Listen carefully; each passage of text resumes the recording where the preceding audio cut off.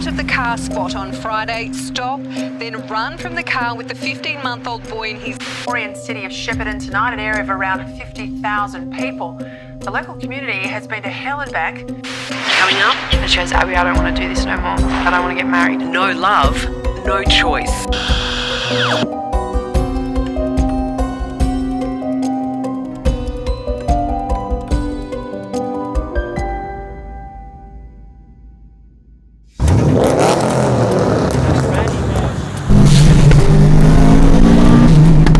That's when I was going through a really rough time. My wife left me, my friend betrayed me, my family kicked. So, is there a big drug scene here? in the area, I guess.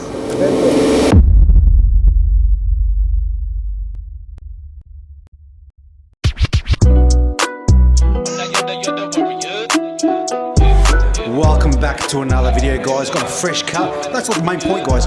We are here with the... What's up, everyone? Jarvis Atkinson here. Proud Yorta man from Shepparton, Cumragunja, aka Chainbreaker. Welcome back, PJ Brother. Welcome back to Shepparton. We're here in K&N Barbers. Shout out to Kamal and the team and the brothers. But yeah, stay tuned. We're gonna check out Shep's nightlife. Boom. Let's freaking go, man. When I step on the scene, I believe in me. Can't consider your ancestors feeding the energy. From my dream time, from a cemetery. You thought I was gone, but they never left. I'm going to war when I'm on the set. Circle on my face, circle on my chest. Move out the way as I shake a leg.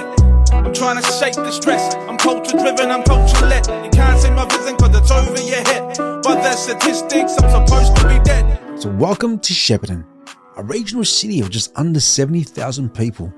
It is known as the Food Bowl of Victoria. Its orchards and dairies feed a nation. It boasts a $50 million art museum with more than 4,000 art pieces in the gallery, and a multicultural tapestry woven from the First Nations communities and migrants from Italy, Albania, Sudan, Iraq, and Afghanistan. On the surface, it looks like prosperity, but dig deeper, a different story emerges. This video is a journey through the shadows into Shepparton's housing crisis, its drug epidemic, its lost children, and its quiet heroes. On this second visit, we hit the ground, capturing stories that reveal the good, the bad, and the ugly, and the stubborn hope that binds it all together. It's actually very, very lively, bro. It's a Friday night, no, Friday evening, 4:30, isn't it? It is. Bro, it's a lot of foot traffic here. It's Christmas parties, guys, with the rain. Yeah, we've got the deck there, which we're going to check out later on. But the rain's not going to stop us. Oh, we've got the guy over there. Yeah, Jarvis, I just saw the guy there collecting the cans. What's his name? Can man. The can man, yeah? I just saw him over there. He's like a ninja. He's already disappeared. Walk down that way in. Over there? All the way down there at the end. There's a guy. Yeah. He's got a pipe in his hands walking around the street. What's he got? No way. He's got a pipe in his hand. Crack pipe. So, man, there's literally Christmas parties up there. It's going off. Absolutely off, man. The rain. It's off 37 degrees, man. Raining. It's going to be humid. Bad.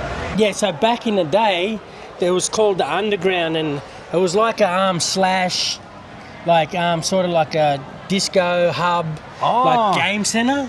Okay. So like every weekend, everyone would rock up here before they had like nightclubs and stuff. Oh, so that's the pre-entertainment. Yeah, so that was the entertainment for the locals.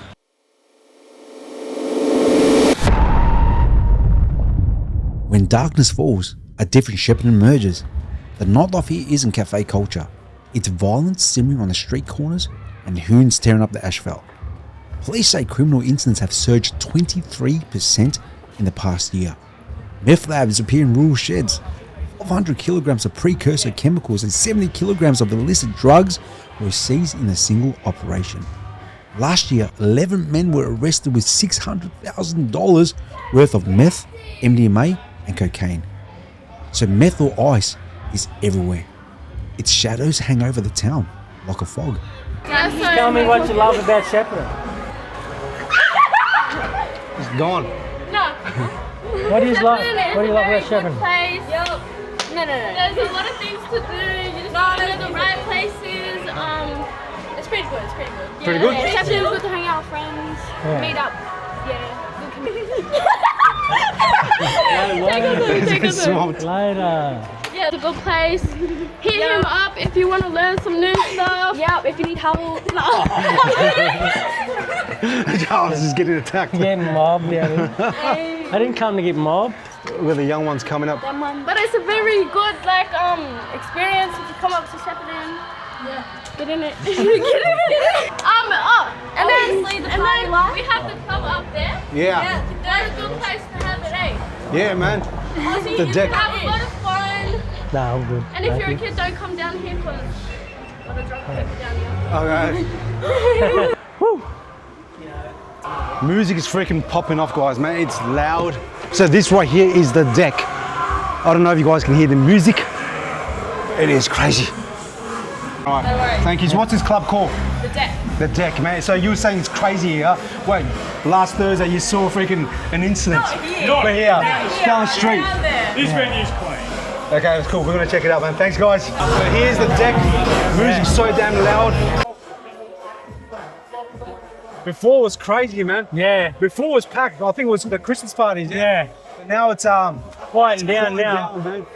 But yeah, I grew up in a small dairy farm in town, about 40 kilometres out of Shepparton. Sick. Done my apprenticeship here, and Yeah. ended up living on Newton Street. So you're ex-Charlie. Yes. Yeah. Next door neighbours, brother. Yeah. small world. Hey. Man. What's the plans for tonight, later? To be honest, this is the fourth pub we've been to. That's mad. I hate to be a part of the stereotype, but we'll probably get on the gear and get real cooked for the rest of the night. All right, Liz. Brother. Yeah. All right. Kylie. Hello. How are you? Good. She's been homeless for about 15 years. 15 years, huh? Yeah. It looks like there's about to be a punch on. Here comes the cars.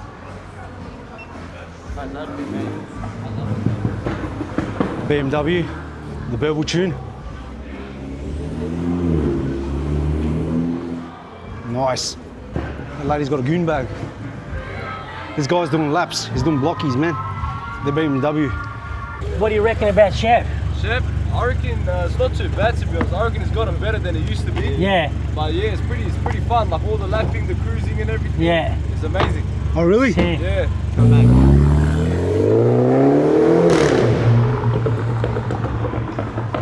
That actually sounded pretty good. Hey. The Jarvis knows everyone, He's man. up there. Man, it's starting to get packed now. More kids over here. V8's here.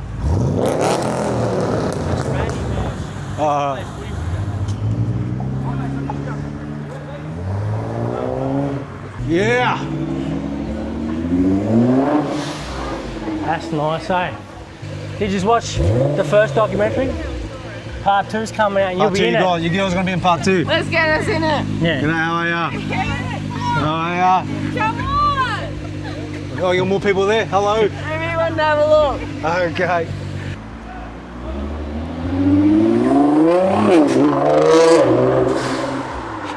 You know, when I was in addiction, I used to use with him. He was homeless here, and you'd always see him here on the corner, or you'd see him at Safeway, Woolworths, and I'm a bit concerned now because I haven't seen him in a long time. And I really pray that he didn't die, man. Yeah. And what do you reckon of? Well, there's a lot of them that you don't see anymore, you know. Some of them have local names that the townspeople would call them by. Oh, wow. You know, so there was a guy around the corner, he used to play the guitar all the time, hey? Yeah, he passed away. He passed away? Yeah, he passed away, bro. He was a local legend, he was there every day. Yep. Yeah. The community, in part with his family, ended up paying for his funeral. Oh, man. They came together, they put a funeral on for him. That's sad, bro. But yeah, like, the reason that there's so many going away, bro, and passing on is because they don't have adequate housing. Yeah. They don't have, access to all the relevant services. Yeah. They're constantly looked down upon, rather than people seeing them for who they are and realizing that there's a story behind the fact, you know, they are the way that they are. Or, 100%, or bro. the circumstances have led them to live the life that they have. Yeah. Which is so unfortunate, bro, you know? Yeah. It is, bro, man. It is. We're more than just a freaking label, man. You know what I'm saying? Everyone has a soul. Everyone has a story. Everyone has different circumstances, man, that led them to that situation. Well, the thing that baffles me, bro, is as you come in through Shep, when you go over the train tracks, right? Yeah. You see that big box they've got on the corner there, the Shepparton Art Museum? Yeah. That cost $35 million to build. Yeah. Just recently, they've also endorsed. Oh, yeah. Just recently, they also endorsed a giant pear to be built. A giant pear? A giant pear costing $1.5 million. Yeah. So all this money that they're just throwing away, bro, they could throw into the community to, you know, create better services or access to services or 100%. support programs and things like that. Yeah. Even create, you know, better living conditions like affordable housing and stuff like that. There's a lot of people, man, so there's money flowing here. But it's not going towards the right direction, eh? We're a regional city. We have over 100,000 people, you know. Yeah. There's more than enough money coming in to be able to fix some of the issues that we have. Yeah. Unfortunately, there's a clear divide between the rich and the poor. Yeah. And then the in-between, nobody really kind of pays attention to, like the working class, because we're too busy trying to make a living for our families and things. That's, man, you know what's sad though, bro? It's the same problem as in Melbourne as well, man. Yeah. Yeah, the middle class is getting eradicated. You know what I'm saying? Well, you go down Collingwood, bro. Yeah. For example, because my mum lives down Collingwood. Yep. You go down there. When I was a kid growing up, bro, amongst my uncles and my mum and all my other siblings and stuff, it was a pretty, you know, predominant commission housing area, right? Yep. You look at it now, all the hipsters are buying up the place, forcing all the people out. Yeah. You know, at the end of the day, all the services are in the CBD. That's true. So now they're putting these people who are already at such a disadvantage even further out. Yeah. It's cut through here. In the northern suburbs and stuff. Yeah. This is the lab, bruh. Is it? Back in the day. All right. How you going, brother? I remember you from years ago. I lived in McDonald Street. I think you came past my place. Have you been homeless? No, well, I'm not where I want to be. Yeah. I'm Jarvis anyway. Gary. Nice to meet you, Gary. How are you finding Shepparton? Yeah, I've been here a long time. Yeah. But I'm a country person. Yeah. Do you reckon there's enough services to actually assist you? They didn't give a shit about anybody. Really? And it goes right up to the council. Yeah. They tell lies, or they believe it maybe. Yeah. No. What do you reckon we need to do? There's that much wrong. Yeah. And if you try to get a person in there who knows what they're doing, they'll just tell lies. Look what they did with Donald Trump. He wanted to get out there and he goes, but he's trying to go, you know? Yeah. Top dog. Yeah. Top dog has to have the brains to run things, you know, and honesty. Yeah. So this here, I'm assuming is your belongings and that stuff, yeah? So you cut these everywhere? I feed homeless cats. Oh, you feed okay. them? Oh, Wow. okay.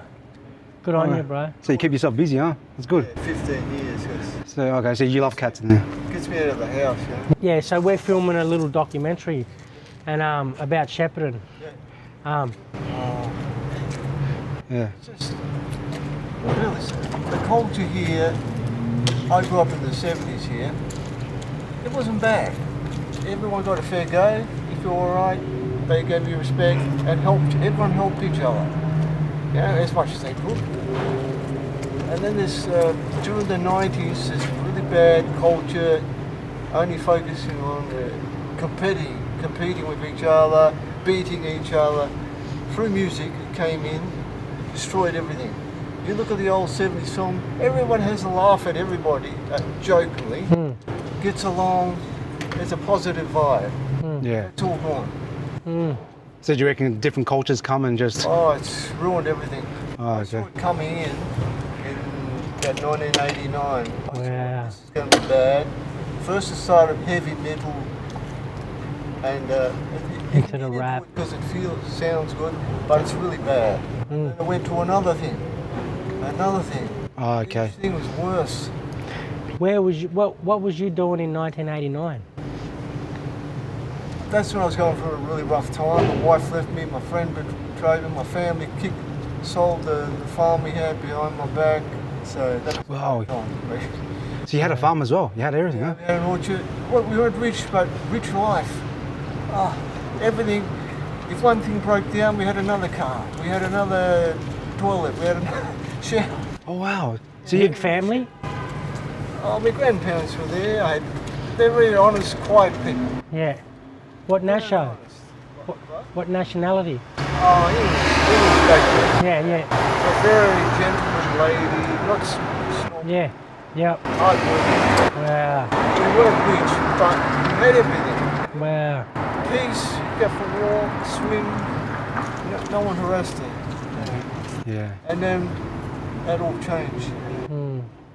Nice. What would you like to see before we go? I know I can play music, guitar. I know the songs. I would pick and I would play them and influence people's minds in the good way.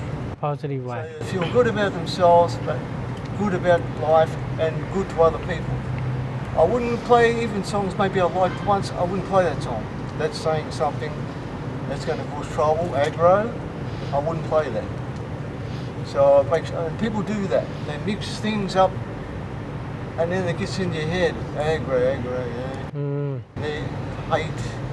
Well, you got to pick the right stuff, and the most people did for a period of time, and they knew this stuff's all right, that stuff's no good. Now nobody knows anything. Thank you, Gary. Thanks, Gary. You just gave us a lot of gold, brother. Thanks, brother. Look after yourself, okay? Stay dry as you can. Nice. Have a good night, Gary. Thanks, brother. See you around. See that fella there? Yeah. Which way are we going? Years ago, when I was in a rough place. Yep. He came at the front of my house. Yep. He was homeless. Okay. He just came straight up to my house and he just said, do you know God? Oh, really? And he goes, I want to tell you God loves you. Just out of nowhere, bro. Like, and I was ready to, I was in this place where I was like suicidal. I wasn't, oh, wow. you know? I was like thinking really bad and he came and just gave me some gold and just lifted me up. He's not homeless, yeah? Nah, that's what he just said. Well, Yeah. I think he goes, I'm not where I'm meant to be. So I reckon he mightn't have a place, but he's got a place to stay. That's what he's saying. Oh. So he'd be on the street sleeping rough. Yeah. But he's got a place Yeah. to stay. So I don't think he has a house. Yeah. But he's saying I'm right in a humble way. Yes. You know, So he's meaning content, like I'm yeah. not going to say I'm homeless when I've got a shack to sleep at the Oh, back. wow. You know, or somewhere undercover. Wow. Yeah. That's amazing. Yeah. Well, it's a humble way of saying, like, I've got a house but not a home, eh? Yeah. Yeah. Home is everywhere. Yep.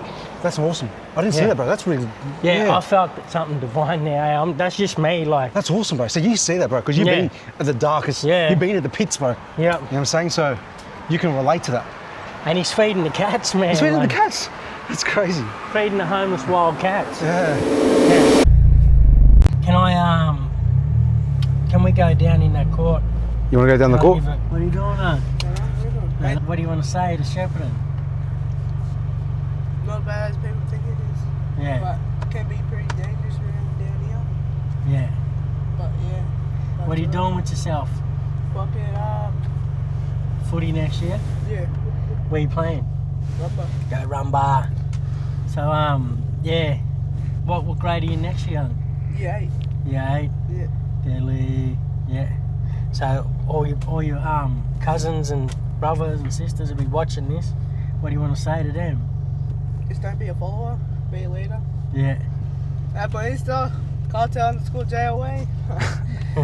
Any ladies? No. Shout out to my little sister Halo. Halo, Unky, we're looking for you. While we're here, I'll give a shout out to Brett and Reese Sellers as well. Shout out. Where you going? Nothing. What are you doing? No, just filming.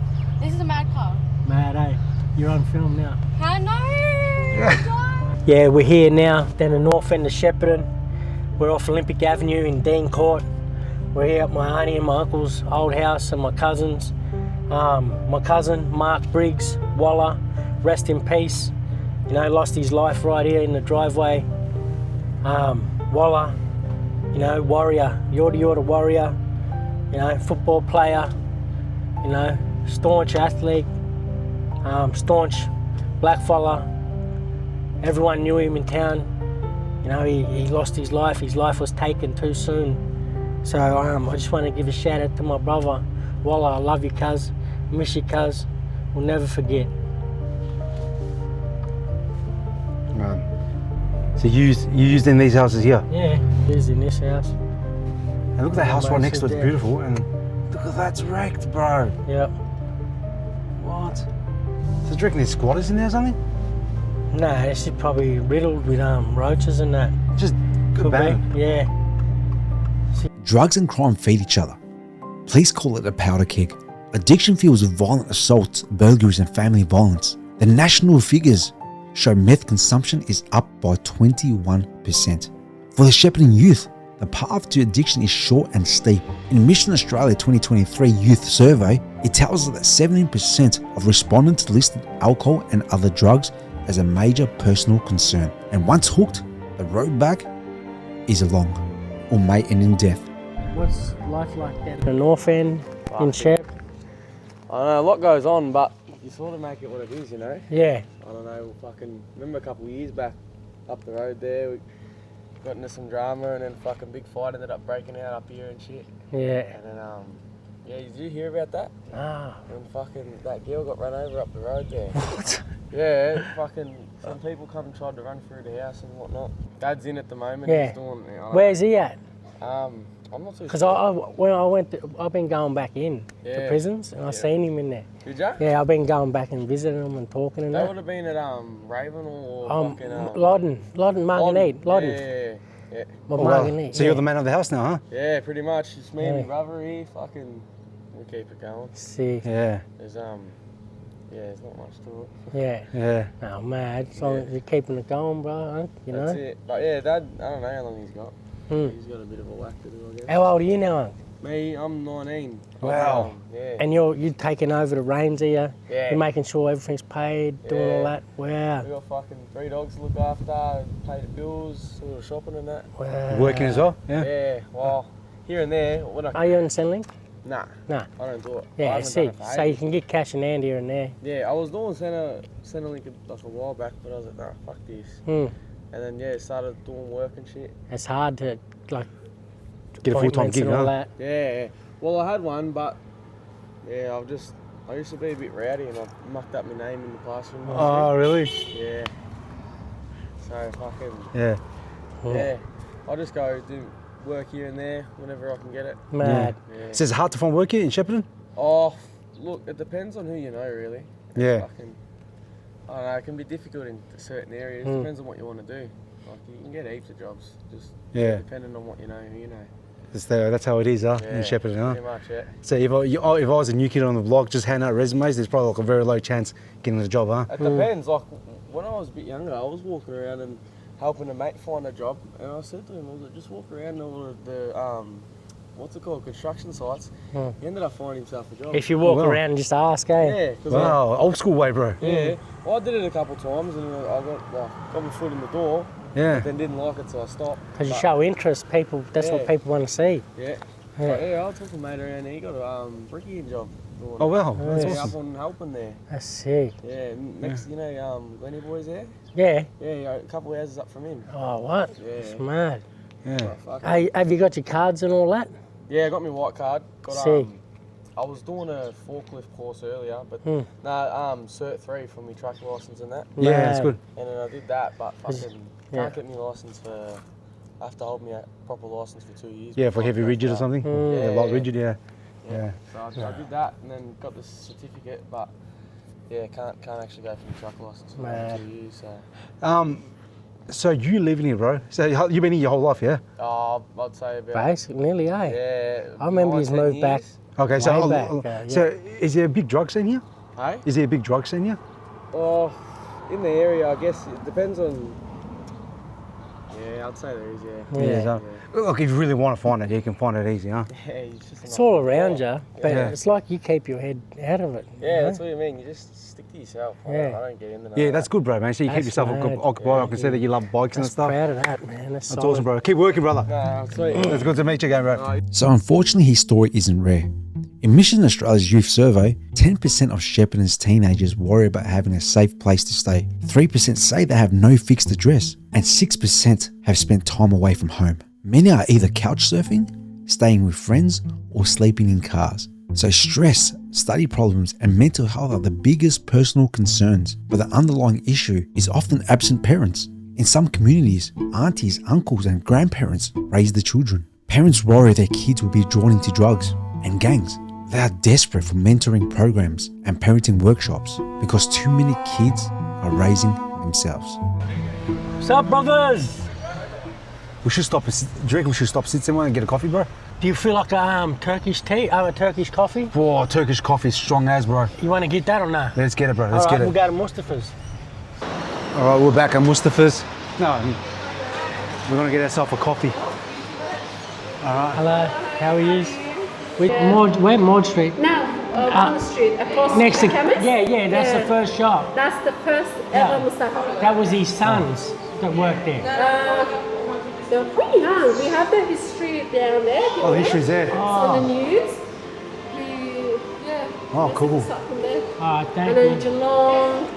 Oh, you guys in Geelong as well? There's 2 in Geelong. There's, I think, 4 in Shepparton. Do you want to be in the video? No.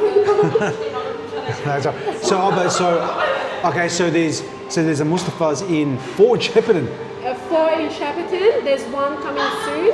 The 4th one is coming soon. Oh wow. And then there's drive to us north, and then 2 in Geelong. 1 in Eora. Okay, Urala. Eora, yes. Yeah. And Benalla. So it's all regional. Everywhere around Victoria. Oh wow. Yeah. I did not know that. So there's a big Arab and Turkish community in. Big Turkish community. Yeah. Big, There's old generation Turkish people here. Huh? Turkish people. There's a big group of African community, Arabic community, Albanians. Oh yeah, they eat kebabs as well. I forgot about that. Yeah. How long have you been in? Me? I've been in Australia for 15 years, and I've been in Shepparton my whole life. Oh, your whole life? Yeah, ever since I moved to Australia. And how are you liking it? I love it. I can't. You been down to Melbourne? I go to Melbourne. Yeah. Once in a week for visiting families and stuff. Because I know there's a massive Afghani community in southeast. Dandenong, massive. We visit Melbourne often, but it's not like here. So you love Shepparton, huh? Yeah. Oh, that's awesome. That's awesome. People, the community, the town, the atmosphere, everything, the culture. Wow. Everything. I come here every day nearly. Yeah, because I was telling Jarvis before, right, that I came into Mustafa's, I thought it was going to be an Aussie-owned franchise. Oh, nice. I walked in here, I was like, hold on, I feel like I'm in Broadmeadows. Everything is so traditional. Yeah, it's very traditional. Turkish. Yeah. Yeah, we have Turkish drinks, we have Turkish foods here. Should we try the Goslin? Yeah, if you haven't, have you I've ate it. Oh, but we're too full, bro.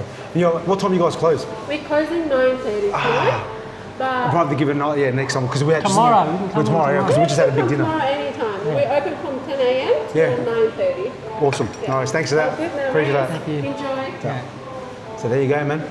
Massive Arab and Turkish community. Yeah. Because I'm pretty sure Turkish are Middle Eastern. Yeah. I did not know that. All right, man. I caved in. I caved in. We've got the Goslin. So that's our cheese and spinach gosling. We serve it with olive, tomato, cucumber, and garlic sauce. This is pre-made as well. Yep. Yeah. Thank you very much. Come on, have a taste of this, enjoy bro. it. Just have a taste. We've got Harvey's It's and one. one of our popular flavors as well. So, it's just a proper flavour. Yeah, it's one of the That looks freaking very fancy, though, huh? It's very.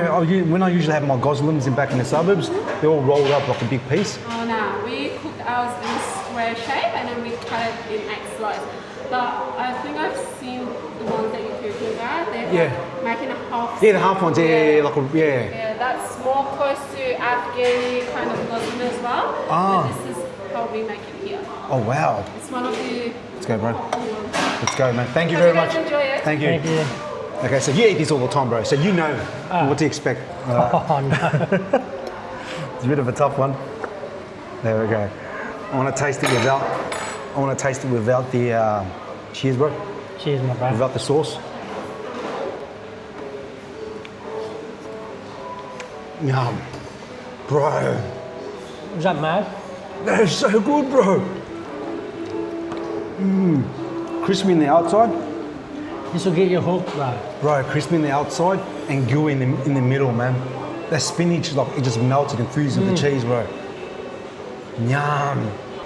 In Shepparton. Wow. This will get you hooked, bro. I want to dip it into this sauce. Looks like, I don't know what it is.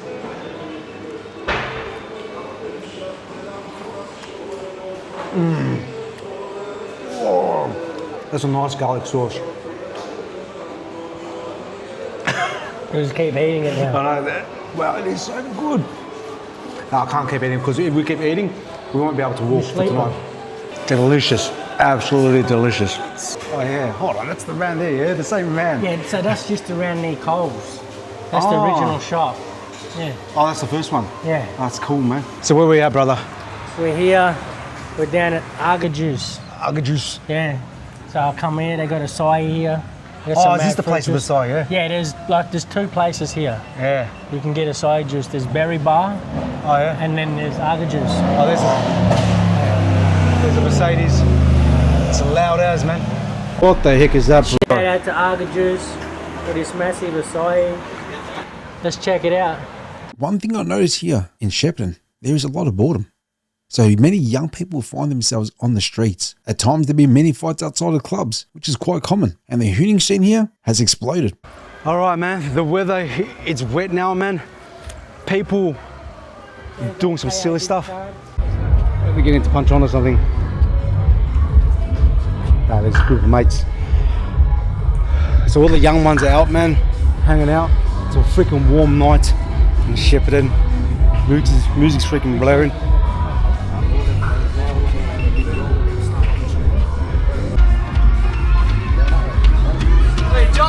Yo. How you been, man? Good? Haven't seen you since gym. Yeah, bro, it's been a while. Brother. MFS. Are you there? What time do you go? We go a bit late. Can I be in the video? Yeah, bro, you're in the video, brother. Yeah, Chef on top. Will you be at Pablo tomorrow? Sorry? All right, man, so what's this here, bro? What's this place there? That's the Aussie. The Aussie. So people generally hop from here to the deck, yeah? So when There's the cops here now. The cops are following here, bro. Go there. Yeah. What the heck is where this come from? Yeah, this is the grill on wheels. Oh. So a couple of years ago on a New Year's Eve night, massive brawl happened between a couple of different minority groups. Yeah. And then it ended up resulting in a couple of people getting thrown off the top of the balcony, and you'll see the balcony when you get up here. Really? Damn.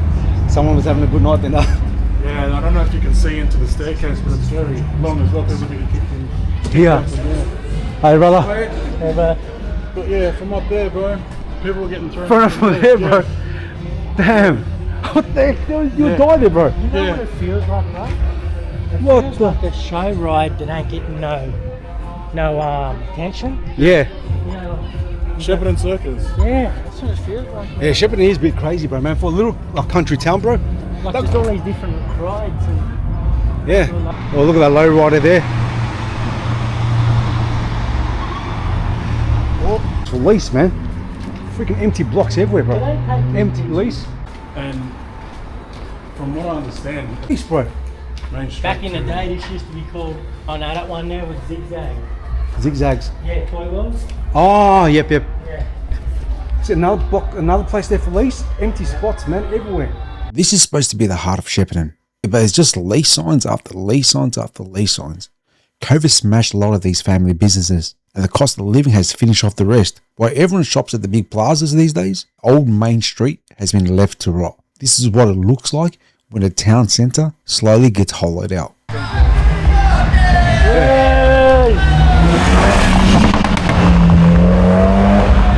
Alright. How's Shepparton nightlife, bro? Love y'all. See yous. Later, my brother. See you, brother. Yeah, get it ready, bro. Keep Oh, you that look. camera. Collect that. Cars are out tonight. That's where we can go. So the boys are telling me there's a freaking car culture here as well, man. Remember that speed camera there, bro? Huh? That speed camera? Oh, there's a camera right there. Yeah. Don't we get caught up. So you go past that and then was, Yeah. you know, up a bit.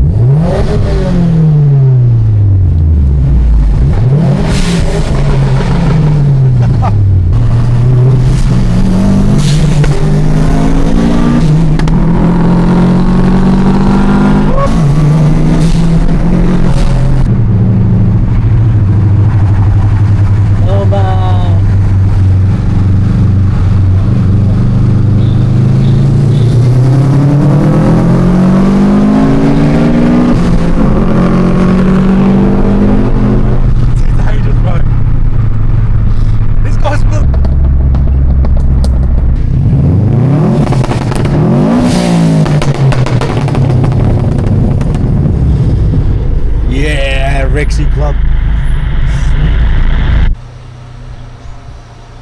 Wake up in the morning, dead battery, but lucky we got Jarvis here.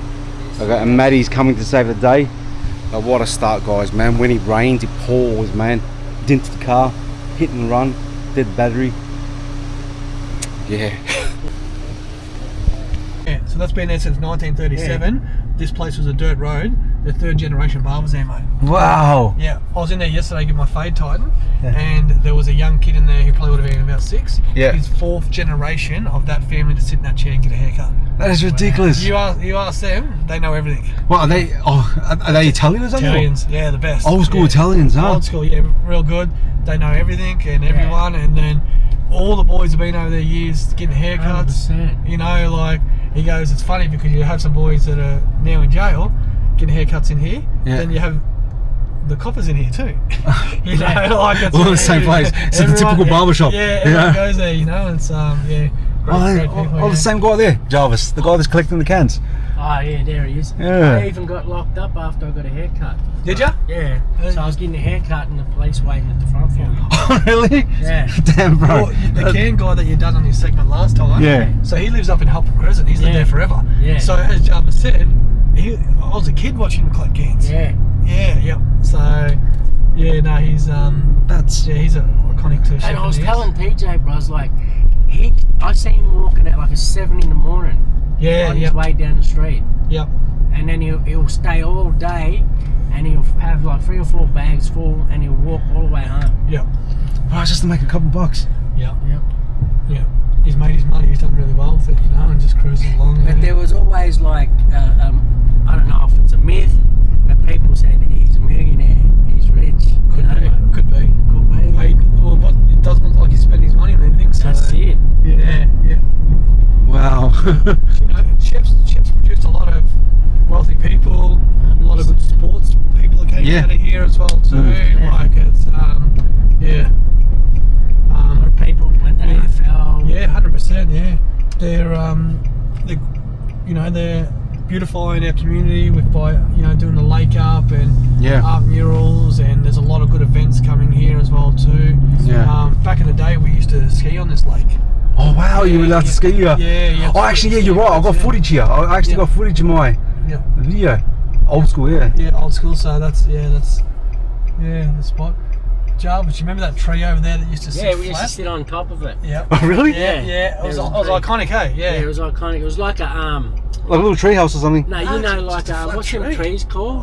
Was it like a cypress tree or something? It grew like up and then grew out flat, and you climb up the tree, and then you sit on this massive canopy of like. It's like sitting in a lounge room, like just branches and people, like everyone 3 sat or 4 up there. people could sit up there. Yeah, easily. It was just held you up there like perfect. Oh, what did they do? They just chop it down? Became a hazard or something? I don't know, it must have just died over time. Oh, wow. Whatever. But like, because we'd sit up there for spring carnets. Yeah, I sat up there one year for spring carnets too. Oh, You'd just be able to watch the cars. So you tell me back in the day when you guys were young, right? This lake never used to look like this. Not as beautiful as this. Oh, okay. Used to have big willow trees in there. Used to swim off it. Tarzan rope at the back of the lake there. Oh, used wow. to swim there in the river, in the Golden River. Do people still swim here? Yeah. Yeah, do? Okay. Some people, they do like little canoeing and different events and stuff. okay. Yeah, there's a little canoeing club over the back there and so forth. Yeah. Because I know, like with Melbourne, right? It gets a hot day, everyone goes to the beaches, right? Yeah. But in rural Victoria, Shepparton, you guys go to rivers and stuff, yeah? Rivers, channels, lakes, that type of stuff. And pools, whatever, local pools, yeah? Yeah. Wow. Alright, so we're driving around with Maddie, guys. So tell us, bro. So fuck. I don't know. It's very black, bro. So you were saying that you own the nightclub here?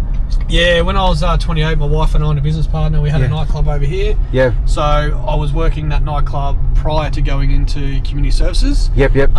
We got that place established and built it from the scratch and got it to its peak. And then my career started in community services because I was like, well, I'm getting ready to sell that. Do I want to go into nursing, community services?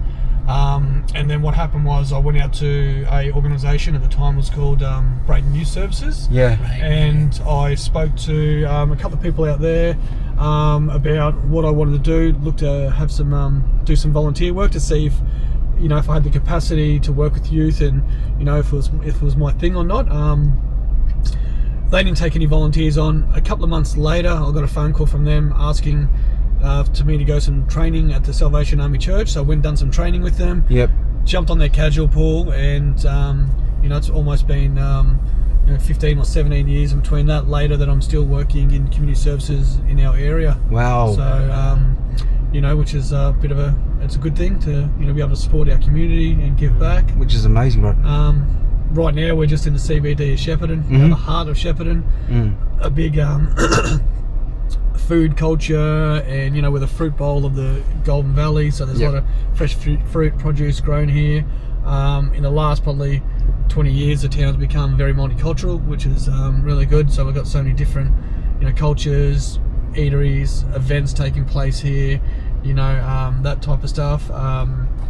St. George's Road has a good cultural food festival on once a year. We used to have on his Polyfest, so a Polynesian festival that took place down the lake. So a lot of Polynesian people would come up from different places in the state or Australia wide and come to Shepparton. So the Albanians put a big festival on over here at the showgrounds as well too. So there's a lot of good things happening here as well too. So that's amazing. So it's all happening here, bro. So I've got a question for you, bro. So from being a business owner of a nightclub, then going into community service, man, why such a massive change, bro? Yeah, well, I don't know. It's really interesting because growing up, I spent a bit of time grew up in the north end of Shepparton in the public housing. Yep. Also in Ruben there's public housing as well too.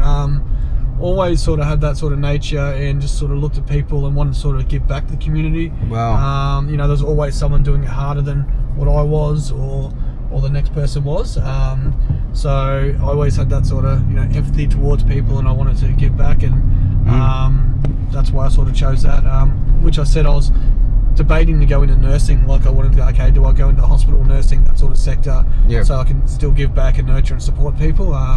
But this, I guess this, profession or career chose me, and it's just happy with it. That's awesome. There's one thing I want to touch on, bro, because you said something to me yesterday when Jarvis slipped to the toilet.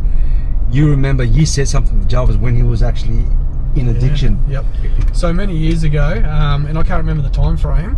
I walked out of this big building here. That's where I currently work, and I've been working there for almost 10 years. Oh wow, yeah. I walked out the front of there with a colleague of mine at the time, and Jarvis, I don't know if you remember this story or not, but Jarvis was in active addiction. I walked out, I seen Jarvis, and I know Jarvis from back in the day. I embraced Jarvis, shook his hand, said, how you going, what are you up to? And I know Jarvis wasn't, on his presentation wasn't travelling too well, but I still gave Jarvis the time of day. I walked off, and the person I was with said, he looks like he's doing rough and that type of stuff, and we had a bit of a yarn about that, and I talked about we're still humans, and we're still got to embrace each other and respect each other and all that as well too, no matter what journey on. Within the next year or so, I think it was, I'm a bit vague on my timelines, I was driving down town, and Jarvis, you crossed the road, and I stopped in traffic, and I put my window down, and I reached out, shook your hand, I said, how you going? And you said, bruz, I've been clean for 6 months now, or 3 months. Wow. And I was really like, I was just like, wow, how cool is that? It's giving me goosebumps now. That was in the mall, just near Kmart there. That's exactly where it was. Yeah, you remember, bro? Yeah, exactly where it was. I pulled up in the middle of the road, and that's crazy. Like everybody's on their own journey. Everybody's going through something, and AOD, mental health, financial hardship, physical health, nothing discriminates. 100%, and it's about like supporting these people to work through these things and not judging. So that is crazy, man. So, really cool. I don't know, bro, man. We'll go in there and talk more about it. But you probably you see a lot of brokenness. There's a lot of people in the same situation where Jarvis was as well, huh? All the time, bro. So many. There's always just so much going on, and your last segment you done in town, you highlighted the people sleeping rough in the bush. I often think of those guys, especially with we had a storm roll through yesterday, and in my head I think, are they going to be okay? What's going to happen? Where can they seek refuge? It's just getting tougher.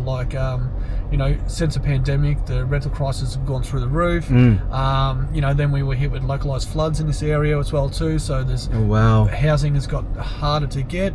And then you look at our youth in particular who are applying for private rentals. Some might be Centrelink dependents, some might have a job, but you know, they don't get a look in because, you know, they're classed as a risk, or the salary doesn't meet the 30% cap, that type of stuff as well. So far out, it's against them, isn't it? yeah, it definitely is against them. So, but saying that, there's a lot of great programs. You know, the program I'm about to take you through that's been here for 10 years almost, in July next year. A lot of good other services working together, but also a lot of good community members as well too. We've got so many people that are, you know, open their doors, reach out for support, to support people when they reach out, you know, that type of stuff as well. So this community, you know, is, in my opinion, and I've lived in this community my whole life, it's a great community. It's a great support. You know, it's, you know, it does get its stigma on, you know, Shepparton does have its stigma, like some other towns, which I won't mention. I've visited some of these other towns and enjoyed visiting these towns. Yeah. You know, it's just like, you know, what we see in the media is not what was actually happening in our community. That's right. There's more to you know? it. So, There's more to it. So I'll take you inside. Let's go. Oh, this is like a full hospital, man. So welcome to the Education First U Foyer. So this is a 40-bed program here in Shepparton. Been here since July 2016. So next year's our 10 years, so it's a significant year. Prior to this program being here, there was minimal supports, housing supports for youth in our area. So a lot of our young people will be supported in a crisis accommodation capacity. Then we would look for external options around the state where they can reside and that type of stuff as well. So the model itself is a coaching model. So what we do is we coach our young people to reach their goals, work through whatever's taking place. So we step away from that traditional case management model where we're doing, you know, the tasks for the students, but we're doing the tasks with the students. So that way when they do transition from the program, they have those skills to be able to manage things that take place. So every time there's a scenario taking place, like it might be two young people living alongside each other and there might be dynamics, we will coach them how to manage that situation, because eventually, you know, there might be dynamics in the family home if they return home, or in the workplace and that type of stuff as well too. Our cohort is 16 to 24 and they must be engaged in some sort of education to reside here, which is a traineeship, apprenticeship, mainstream schooling, alternative schooling, and they pay $180 a fortnight to reside here, and which covers their board and lodging, that type of stuff. So, and a maximum of a 2-year stay. And on top of their 2-year stay, they've got to do a Cert 1 in Developing Independence, which is delivered by one of our partners over at Cottage, which is several workshops around coaching and that type of stuff as well too. Wow, wow, that's good, bro. You're actually preparing them for the world. Yeah, that's right. So every scenario comes down to coaching. So we'll slow, you know, and we'll just slow the whole process down and go, okay, this has taken place. You know, how can we support you? Go from there. And that way we can prepare them for the future, and upskill them as well too. So it's a really great program. It's we've had over almost 400 people reside here since living here. We've had quite a few people. I think it's about 8 or 9 that purchased homes directly after leaving the program. That's amazing, you know, man. That was their goal. Every young person has their own unique goals. So what their goal is may be different to my vision or their goal. It's about their journey and what they want to do. But that's you know, type of stuff. Right, but that's like against all the odds, bro, man. Coming from nothing, then buying their own house, which is a massive Australian dream, which they've achieved. It's fantastic to see that. Wow. We also, we're staffed 24/7, so there's always a staff member here. If a young person's feeling unsafe or need to unpack something during the night, they can come down and have a chat to our staff member. This is our main office space here. This is open to the young people that we work with. By the way, we call them students as well because they're all studying. So you're quite welcome to come in here.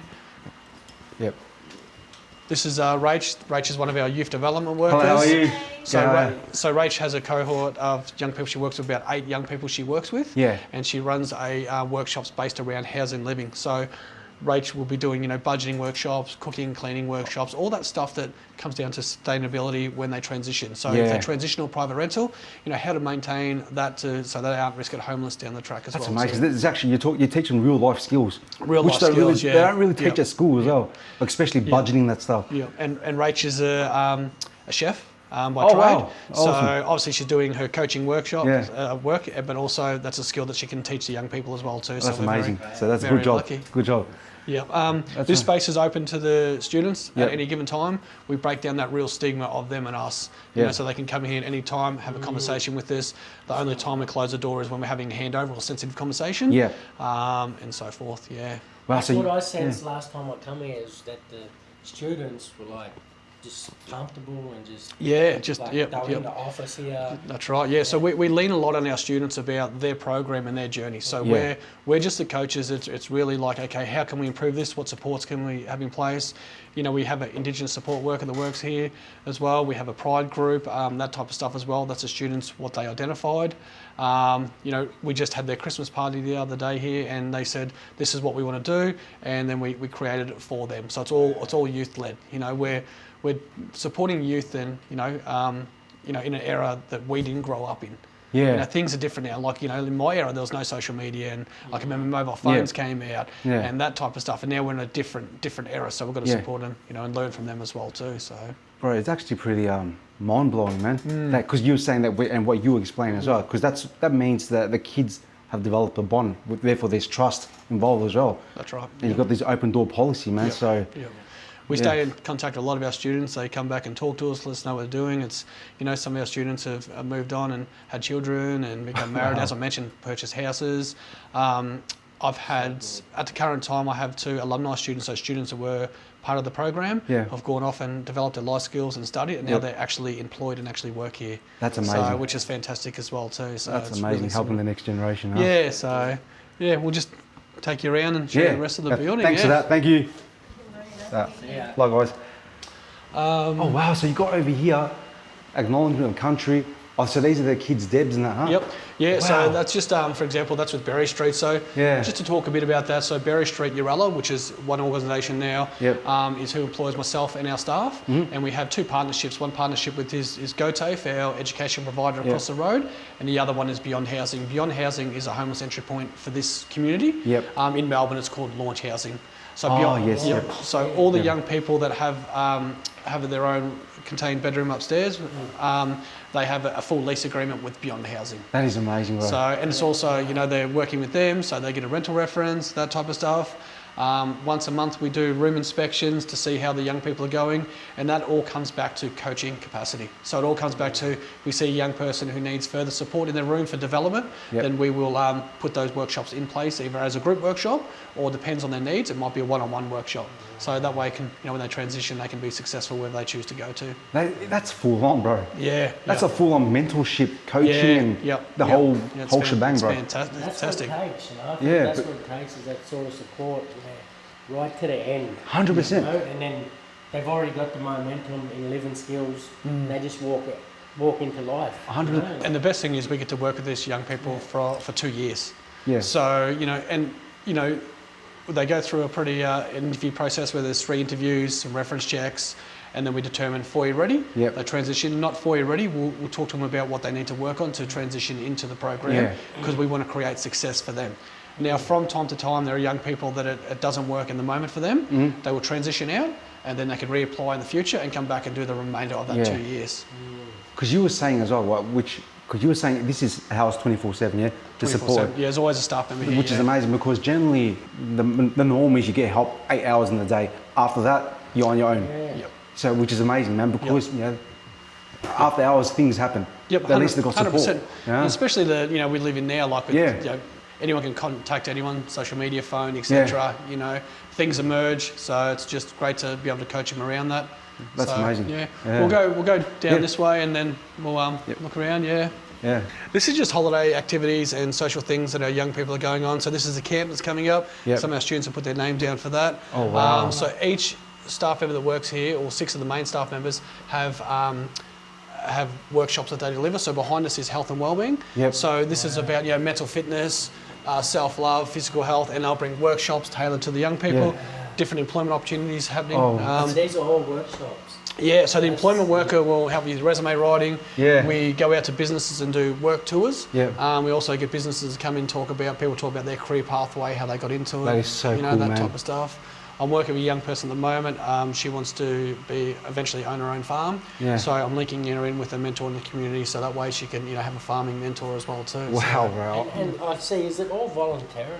Yeah, so the model itself is, all this is voluntary stuff. The model itself is a voluntary program. So young people aren't actually placed in this program, they actually want to be in this program. So I think that makes a bit of a difference, because they, you know, are ready. And I've had young people who've had tours and we've had a chat with and they go, oh, it's not for me, and that's totally fine. Yep. But they got up to the age of 24. So they can live, they can apply when they're at 22, 23 and stay for a couple of years. I find that amazing at the 24, bro. Wow. It's a, 16 to 24, yeah. And they're just, this is our civic participation board. So civic is about volunteering in the foyer, in the community. We've had, volunteer at different events. There might be someone in the community we need to do some cooking for and volunteer. The students will jump in, give a hand, that type of stuff. So they've got to do a certain amount of volunteering hours per year as well too. Housing living, just some workshops on there around that. But also, look at this, like it's a map of public transport. That's another housing living thing that is overlooked, because that's a skill to be able to, how do I get around, how do I get from A to B if there's no vehicle in the home or the vehicle's broken down, that type of stuff. Yes, it's all, they can mentally plan it out. Yeah. He's got plenty, voluntary options out there. Yeah. The civic board's like always voluntary options coming up. Always a voluntary option. Yep. I've got students that have been going to local primary school and doing reading to some young people, that type of stuff. A lot of events have been taking place. Yeah, definitely. We've also got an LTP program where our staff are volunteers, so our young people can get their hours up so they can get their licence as well too. So that's really good. This is like very thoroughly planned, huh? Yeah. This is just our main communal area here. Christmas decorations up. A little bit of a small room over there for meetings, that type of stuff. This is the heart of the place. This is where the best organic conversations take place. You're cooking a feed, you're having a yarn, no pressure, that type of stuff. Sunday night we do a communal dinner where students come down, give us a hand, and they have dinner with each other. A lot of workshops are run over there. When it's school's on, we do breakfast programs, so we'll cook breakfast and leave it here, just so they got to take that pressure off them. This year we just had, I think, 6 young people go through their exams, which is actually fantastic. One of those young people living in this program, and their ATAR was, I think, 86%. That's whoa, massive. Good hour. We're talking about living here, semi-supported. With we're talking these young people. They've got to cook their meals. They've got to do their own washing. They've got to get themselves up and to school and to and from. So we don't transport them to school unless there's a reason we need to, because we're trying to create that independence. So they're self-sufficient. So it's not like where rehab, like you're monitored. Totally different. You've got to be like guided, to these sort of places, appointments. This is all. All driven by them. So if a young person's experimenting with AOD, hypothetical, let's say marijuana, and we can visibly see that, we'll have a casual coaching conversation with them about what's happening. We've got some supports we can access. Let us know when you're ready, and then that's a conversation. That's I remember, like back in the day, I'd done Brayton. Oh yeah, and I sort of get the sense like it was sort of that sort of thing. Yeah. Well, that's where I was. I worked out there. So like for example, a young person was going out a little while ago, first time drinking at a party. The young people, they're going to experiment life no different like what we did. So we're trying to reduce that harm minimisation. Okay, so it's your first time drinking. What have you done to prepare yourself? Get them thinking, I've had a big meal. Okay, where are you going? Okay, have you got phone charged? Right, just get them really thinking about because they're going to be doing that. So if they're not in a safe situation, they've already had realised of how I can get out of this situation. I can call it. My friend's staying sober. That type of stuff. It's not like we're going to say, no, don't go drinking, that's bad. Eventually this young person is going to be 18 and they can legally drink and they can go to the clubs and that type of stuff. And they can make that decision when they get to that 100%. So, So, heaps of different workshops always taking place at any given time.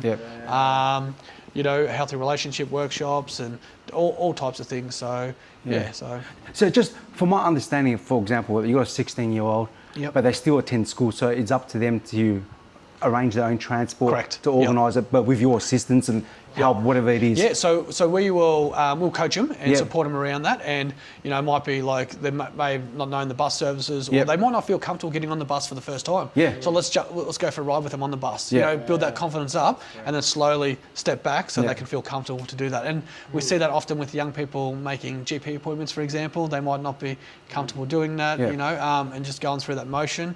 So that way they've got that skill set. Wow, man. And even young kids that work and stuff, so they go do their things and they come back here. Yeah. So we've got some young people. So doing they've got freedom here. So you don't just lock them up. No. The doors So, lock this time and. At a certain time at night time, the doors do lock. Yep. We have to manually let them out with Yep. our key. Okay, but yeah. And that's just for stop people from the community coming in. Yeah. But if you're coming downstairs, we can't stop you from leaving. Yeah. If you're coming downstairs and you're looking distressed, we will coach you. But Which it's your is choice. amazing. It's your choice to leave because eventually, when they're living independent, Yeah. they can walk out their front door. Yep. We won't be there to stop them. Yep. You know, so it's about really getting them to slow that process down and think about how we can do this. Yeah. Then when they leave and they come back, we can have a conversation, do some reflection with them, you know, and reflect on, you know, Yeah. that type of stuff. In the past, I've had some young people that are, you know, struggle to articulate themselves when we're having sort of tough conversations with Yeah. them, and we allow them to take that time out, come back, and we can reflect on that with them and say, okay, Yeah.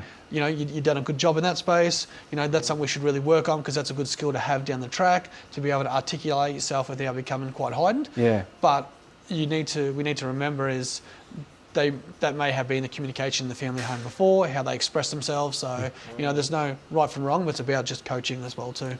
That's amazing, bro. So just going a step back, brother. So the majority of the people that come here, right, tend to come from broken families or no families at all, yeah? Yeah, so they come from, they're at risk of being homeless or are homeless. Yeah. And we know with the homeless umbrella, it doesn't discriminate. You know, Yeah. I spoke to you off the camera earlier on about, you know, this time of year in particular. You know, Yeah. it's Christmas time. You know, I just heard recently a friend of mine on Facebook had a post seeking work for some guys who just got put off a week before Christmas. Wow. That's, You know, yeah. so you look at those guys, Yeah. and then you look at the hardship they're going through, what's happening in the family home. So And if it's they're at that age group, they potentially can be homeless. 100%, yeah. Yeah. You know, I forget what the stat is off the top of my head, but it's a great stat to look up. Is, you know, it's something really high stat around, you know, the average Australian's 2 weeks away from being homeless based on their salary. Yeah, salary, 2 weeks pay. You gone, know, yeah. like, and that's it. You know, so.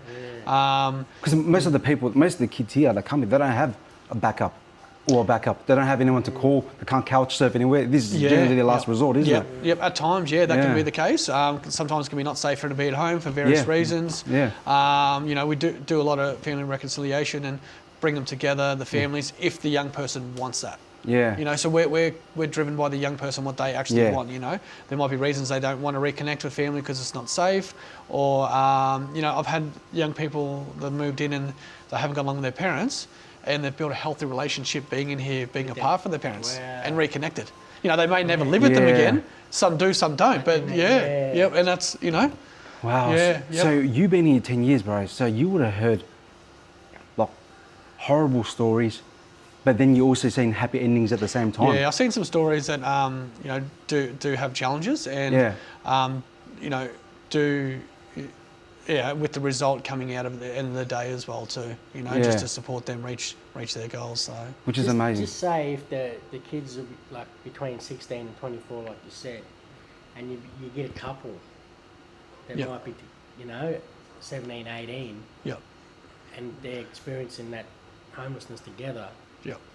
Could they still come? Yeah, they could still come. You know, long as they're, you know, engaged and meet the program criteria, they would have their own lease apartments. Oh, yeah. You know, you know, that's, you just can't have couples upstairs. If a young person, we can still support young people up to about 7 months if they come in, if they're pregnant or become pregnant during being here as well too. And then we'll try and support. So it's that's amazing support, bro. So Are we allowed to check in empty room? I'll just show you at the back first before we head upstairs. So this is just our staff and student car park. So they've got guitar amp here, everything, bro. Yeah. So you've got tons of kids. So there's just car parks out there, staff and students park out there, veggie patch, bit of a social space. We have a membership at the local gym, so our students can go there anytime they like as well too. Anytime Fitness. Oh, that's awesome. So it's just around the corner, so it's a good location to walk to. Yeah, a bit of gym's good for them. Just our laundry. So some of the young people may have never wash their learn how to wash their clothes, so we'll coach them, and that's totally fine as well too. So And is there certain times, or they can just come when they want? This closes I think at there you go. 11 That o'clock. gives you a little bit of a push to. So you're not going to be washing 3 a.m. What we're trying to do is, and the reason we close that is we're trying to create healthy routines. Exactly right. You know, so you know, because once again we're coaches, so we don't tell our young people to go to bed. You know, so So you put a time frame in, it's up to them to figure it out. So we'll just head upstairs now. This is one of our camping trips that we go on every year. This is Steve, he's one of our workers. He's a really great guy. Yeah, takes all the kids camping and they love it. So yeah. How long Steve been there for? Oh, Steve's been around forever. He's been I think for Berry Street for almost 20 years now. Yeah. Wow. 20 years. Oh, they're decorating up here. Yeah, yep. So I'm just going to find room 10 and 11. Oh wow, so they deck up their own room and everything. Yeah, this room's empty. So the decorations you see in the hallway, we just had a Christmas competition where they decorated their area. Oh, this is cool. And what that done was create social connections to bring neighbouring young people together. Yeah. To try and win a prize. So it's, get to know your neighbour, that type of stuff. So in the community, we lean a lot on our neighbours, and our neighbours sometimes help us things or watching out for us and that type of stuff. So it's good to, create that relationship. This is a standard room, so there is 40 rooms. 4 of those rooms are dismod rooms. So the dismod rooms have lower benches and a bigger wet area for mobility restrictions. Yep. So the other 36 are this. So this is in the process of being cleaned. A young person just transitioned out of this room. When they transition in here, they get what's called a welcome pack. So a pack, roughly this is a value of about $330. So that's your utensils, linen, that type of stuff to establish them when they first transition in here. But also they can take that pack when they leave as well. That's awesome. Too. So young people personalise this space. They put posters on the wall, couches, TVs, that type of stuff. They can have visitors in this space as well too. Their friends and family can come see them. If they're over the age of 18, they can have guests stay over as well too. That's cool, man. So they've got the aircon as well, bro. Come on. Yeah. And also, if they're over age of 18, they can actually drink alcohol in their room. You just can't drink alcohol in the communal areas.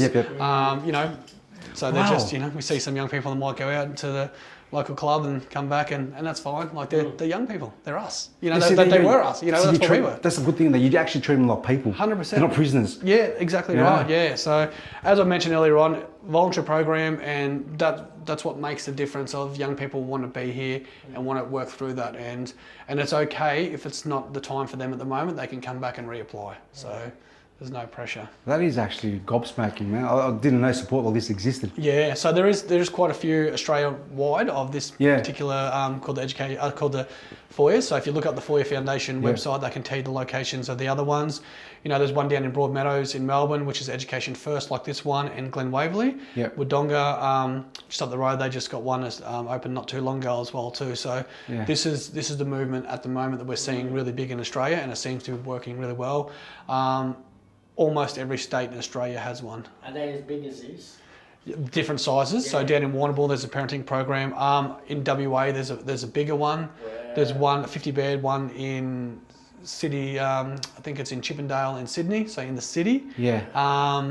And on the Gold Coast one. So I've been fortunate enough to check out a couple up in Wollongong. Yeah. And if I talk a little bit about another gentleman, Spanian, he done a tour through Warrnambool, and he actually walked through the back, and the refuge and the foyers all work closely together, and it's actually on one of his clips. And so they're just everywhere at the moment. Yeah. That's great though, man. I'm actually really happy, man. There's light at the end of the tunnel for the youth.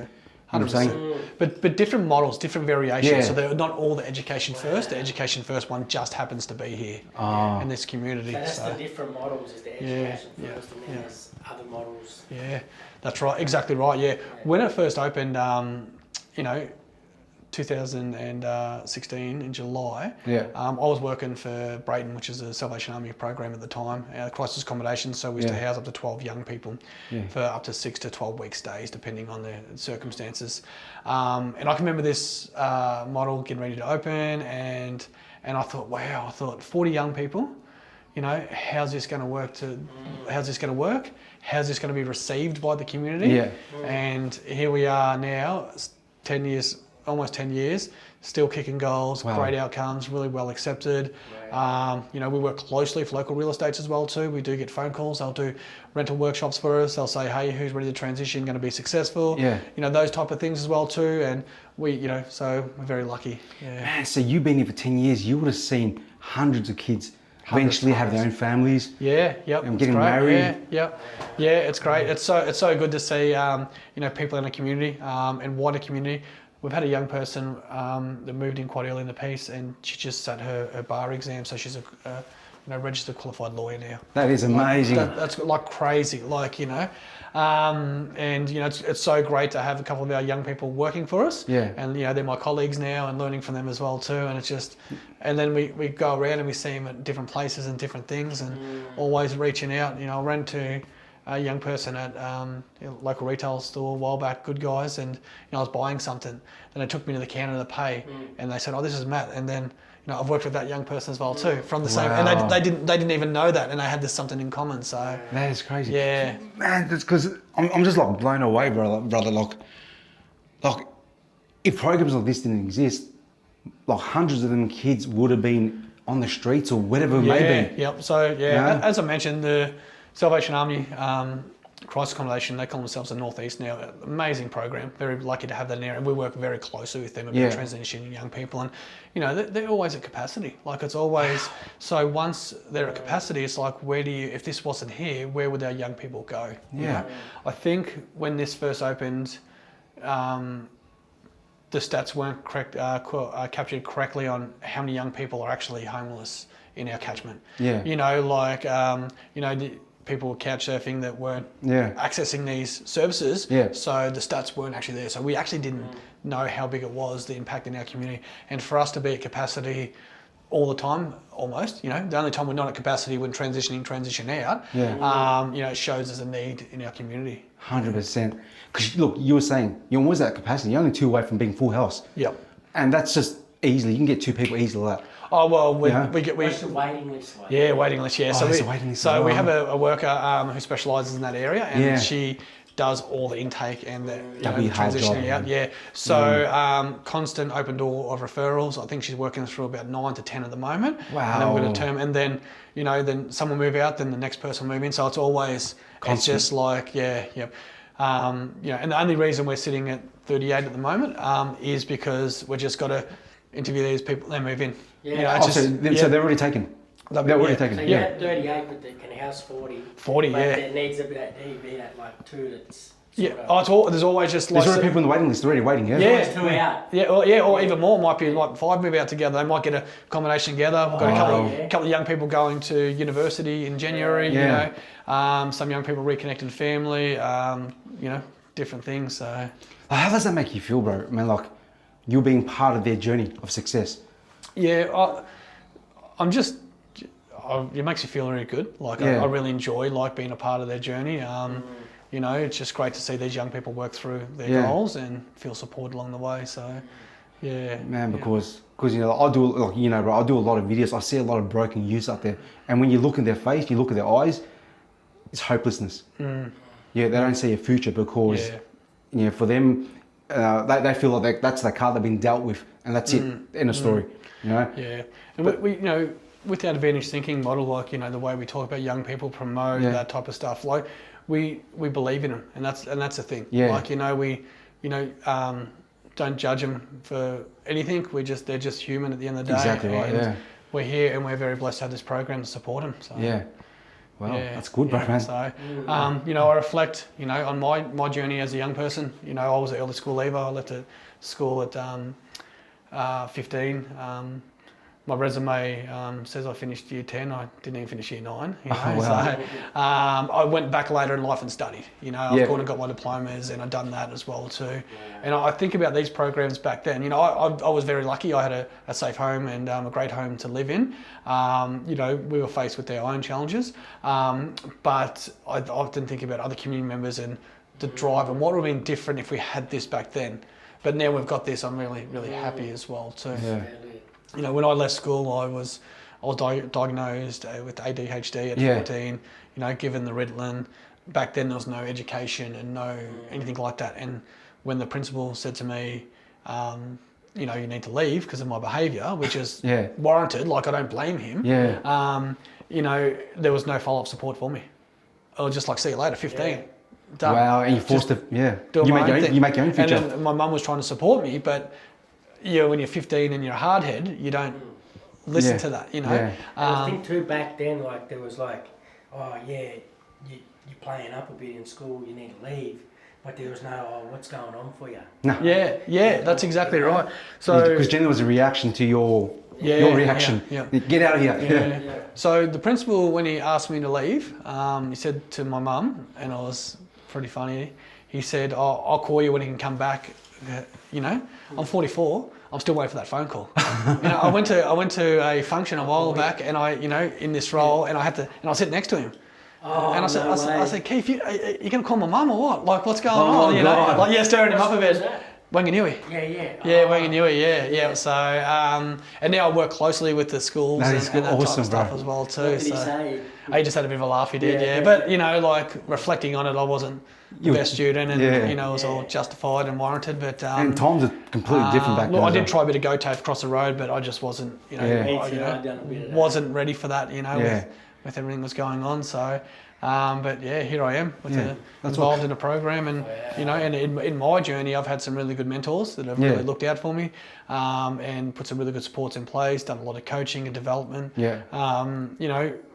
Mine was my very first mentor, which I didn't realise was a mentor, was a guy in a pub who was my manager, who really coached me and developed me around communication and this type of stuff. And and then as I did things down the track, I met some other mentors and really got guided and supported through. Would these sort of programs, like, just say if you had someone that didn't go through like what you went through, would they still be able to make an impact on these kids that are going through this? Yeah, 100%. Yeah. I think everyone's on their own little journey. Lived experience is absolutely fantastic. People love lived experience. Some of the youth connect really well to lived experience, but also just that that balance. Those other people that don't have lived experience, who are just genuine people, that makes a hell of a difference as well too.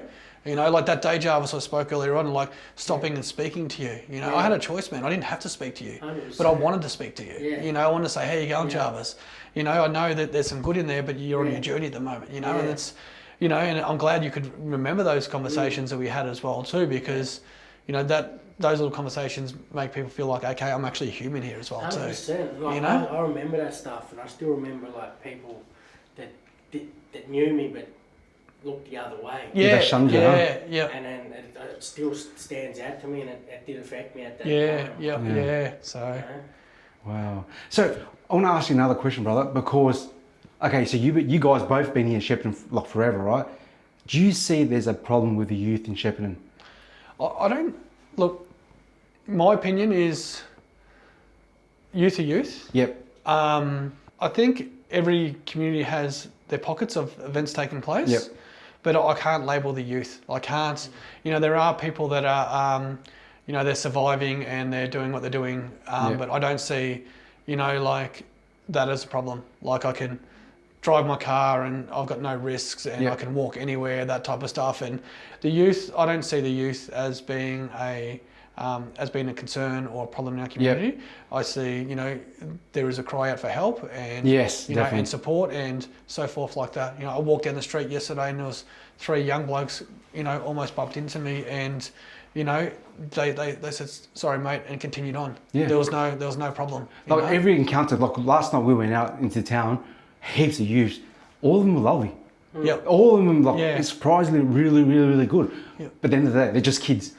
Well, kids that's right. Kid stuff. But you've got to remember, when you're backed into a corner, but also, as I mentioned, we don't know what someone's going through at any time. I mentioned that off camera earlier on. Like, you don't know what that young person is. Are they couch surfing? Have they just buried their loved one? Is there no food in the home? Like, like what's happening? And there's a few people in our community that are quite present and struggling with their mental health. But that's their mental health. Yes. Like, a gentleman yesterday walked through the mall and he was yelling and we locked eyes and I said hello, he said hello. He walked with me for 10 minutes.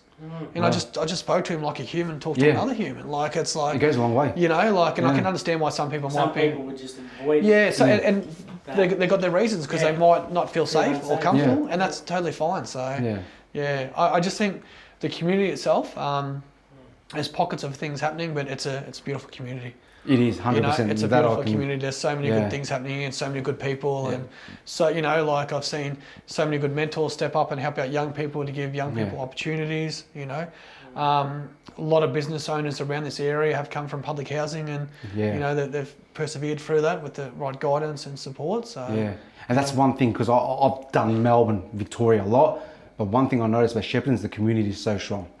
So strong. I've never been anywhere in Victoria and I've seen Shepparton so strong in this community. You know, It's like, becoming more connected. like you've got Rumble, and the thing is, they're so proud about it as well. Yeah, 100%. So proud, which is great. You know, but that shows that it's a family environment as well. Yeah. So something that Shepparton should be extremely proud of. You know what I'm saying, with its culture and all the families. Yeah, that's right. Yeah, so which is cool. Yeah. All right, we'll head downstairs. Yeah, it's a bit muggy in here. Yeah, it is. Who are you talking to out there? If someone wants to get involved, what, you know, if they're going through homelessness or... Yeah, so the homeless entry point is beyond housing. So we recommend young people go there first so they can determine where they need to go to. We're not crisis accommodation, so if a young person does present here, we can't just accept them. We need to go through the motions of the interviews, that type of stuff. So beyond housing is the first entry point. Any young person can have a tour from us at any given time. We can bring them down, or if a family member wants to have a look, that type of stuff, we can do a tour, or a professional.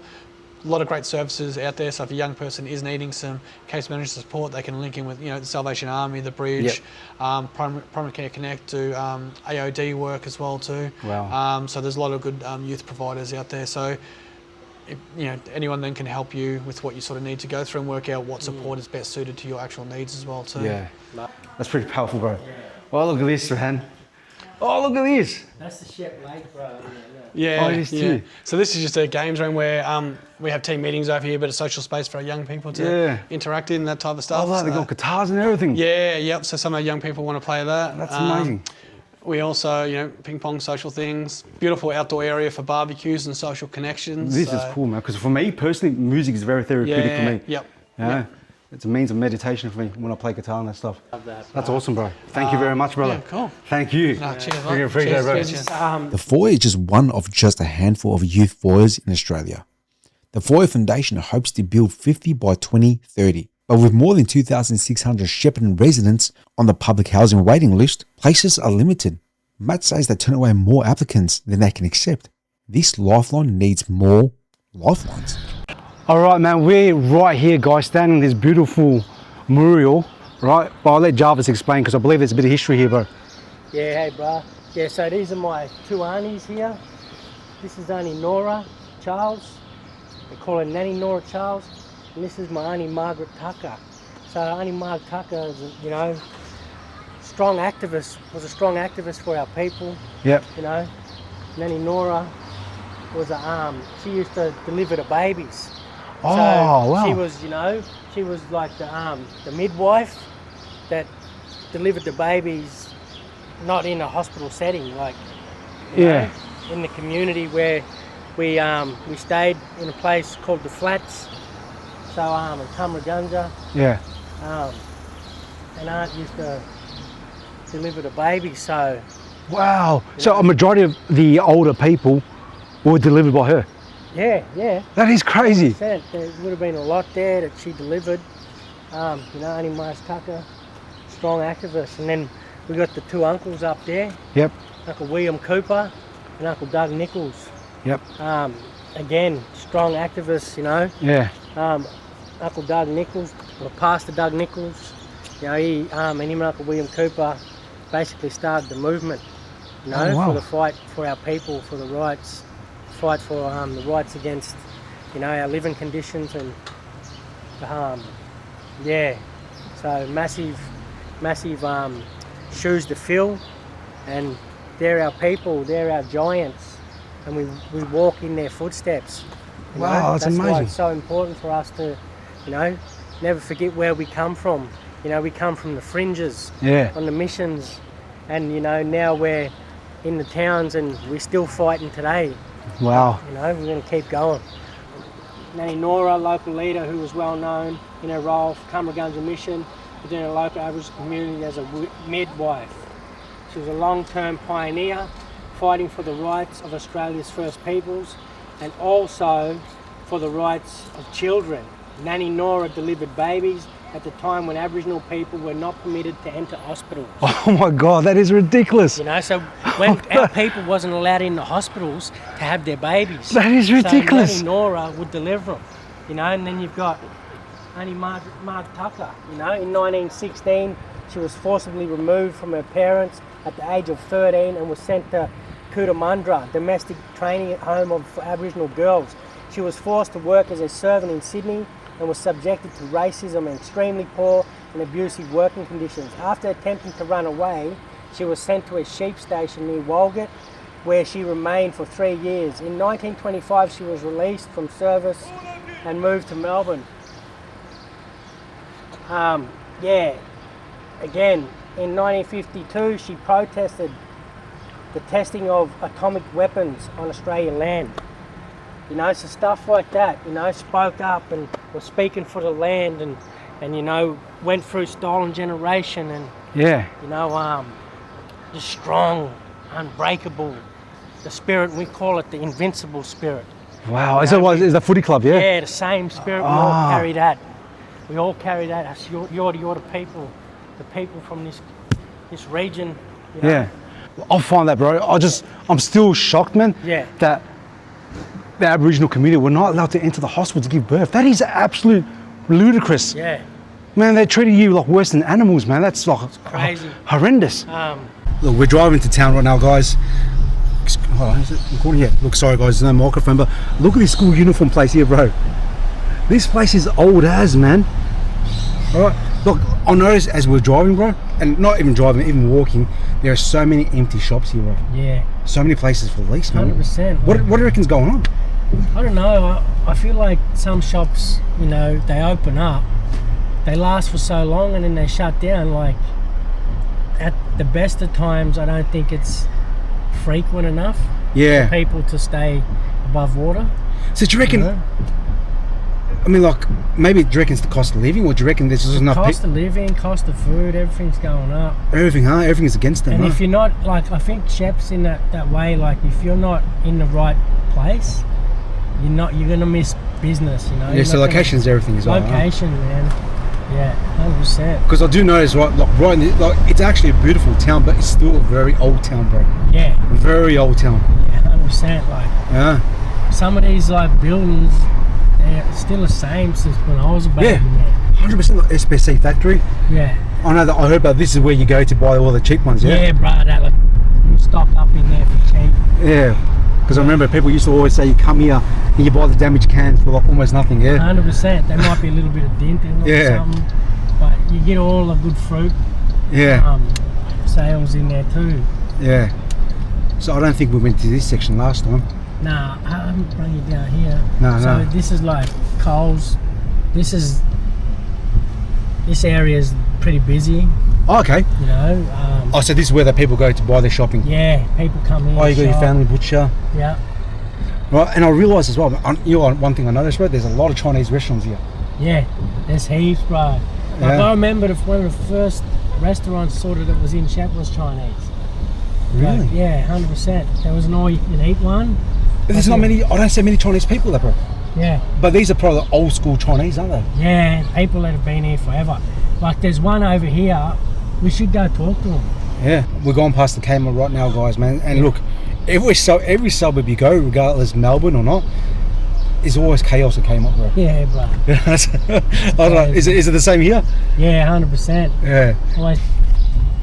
Yeah, so okay, this is your little shopping district, then. Yeah, this is the shopping district.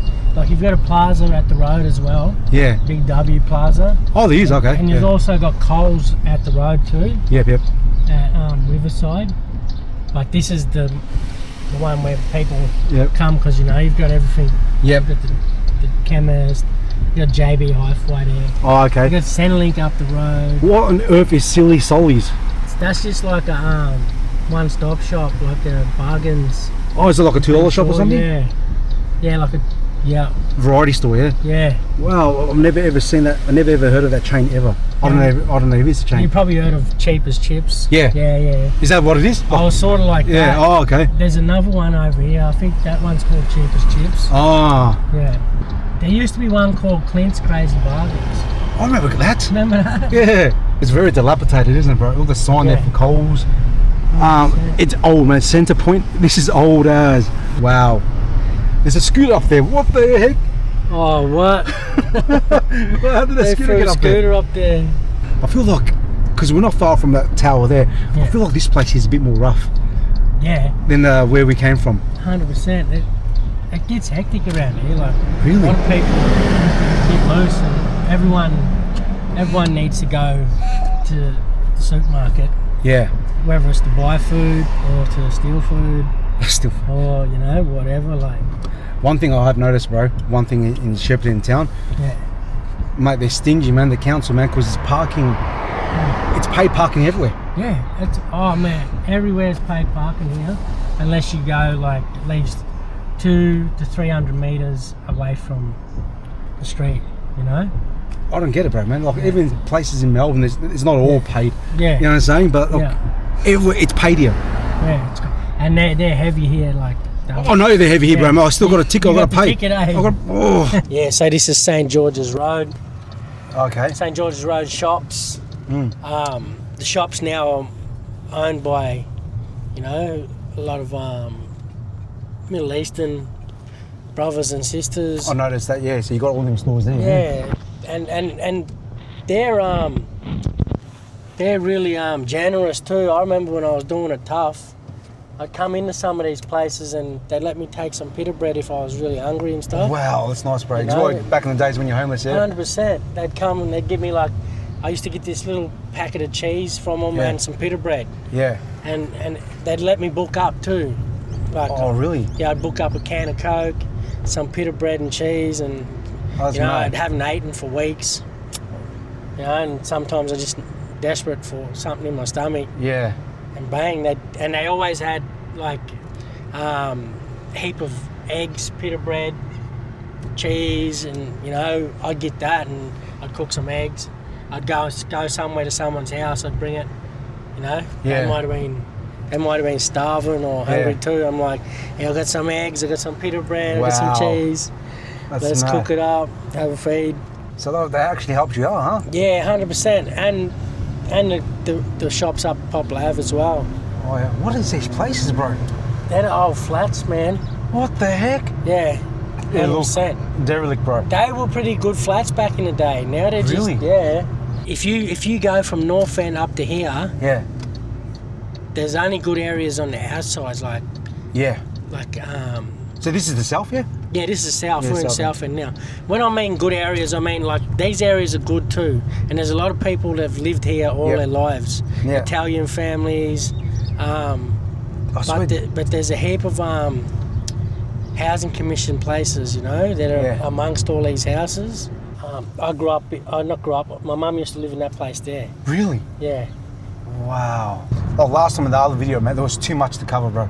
Yeah. There was too much to cover, man, but this road here, bro. Yeah. There's flats everywhere, bro. Everywhere. Watch my honey here. Don't film it. Oh, there's auntie there. Party! Party! That place there. Yeah. I think there are more flats too. There's flats everywhere, bro. Yeah, there he is. Mike Myers there. Oh, in a town like Shepparton, the money doesn't spread evenly. The good jobs, the factories, the farms, the logistic hubs are paying a handful of people well, while everyone else is stuck on casual shifts, Centrelink, and a rental market that's gone off the rails. COVID smashed a lot of small businesses in the CBD. The big plazas on the edge sucked away the foot traffic. You've got empty shops in the middle and a shiny new estates on the outskirts. When opportunities keep stacking up on one side of town and the disadvantages stack up on the other, you don't just get a different postcode. You end up with two completely different lives in the same city. The lake right here. Right. They want to rename the lake. Berwick Springs. Why? What's it called now? Shepparton Lake. Is that what they're actually pitching to name it? Berwick Springs? Yeah. That's what someone's probably protesting. What the heck? It ain't broke, man. Why fix it for? Yeah, that's it there. If it ain't broke, don't fix it. Yeah. Love that. All right. I'm home, guys. We're home. Let's go. Welcome to my crib. Look how beautiful this place is. But what is it? It's not open to the public, this place. It's actually someone's place. It's someone's place, I'm pretty sure. Wow. It's actually like one of the biggest mansions in Shep. It's freaking beautiful, bro. Okay, right now we're going for dinner, guys. You know, shout out to Kamal. K&M Barber. The K&M Barber giving us a feed here at the Carrington. Very upper class, man. Look, we're dressed like street thugs. Look at that. There we go. Always was, always will be. What is this place, bro? What the?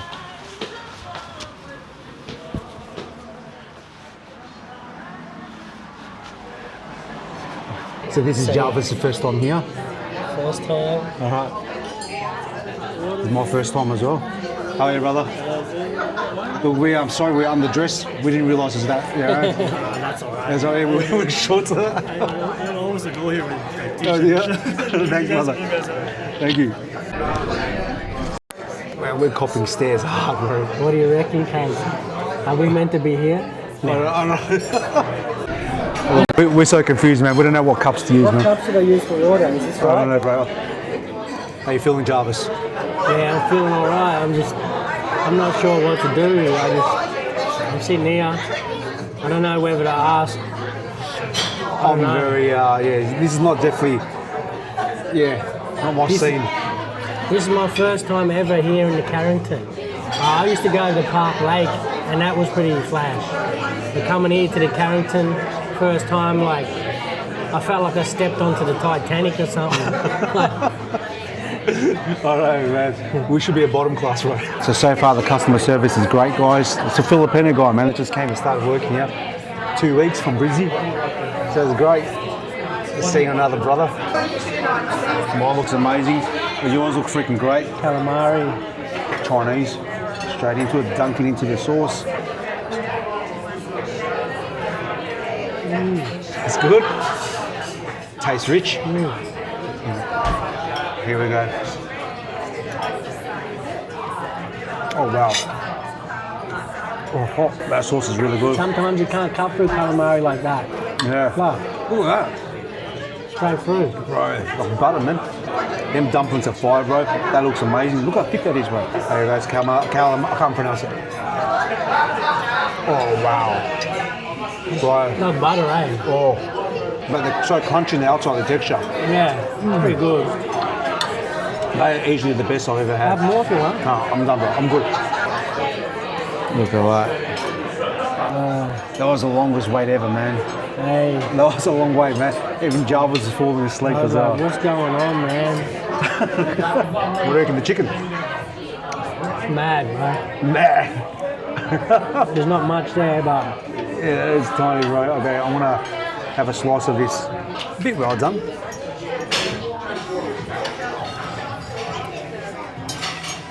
That pepper sauce is strong. Nice. The more I was eating it, the exterior was kind of dry, but as you get into it, it was actually quite wet and nice, moist. There's something wrong, man. Cheers, bro. Cheers. We're officially outside. What do you reckon of You it? know what I think, bro? It's like, as awkward that felt as walking in there, bros, we're meant to be in them places. 100%, brother. You know? That was good, though. It was actually a good experience. It was friendly staff.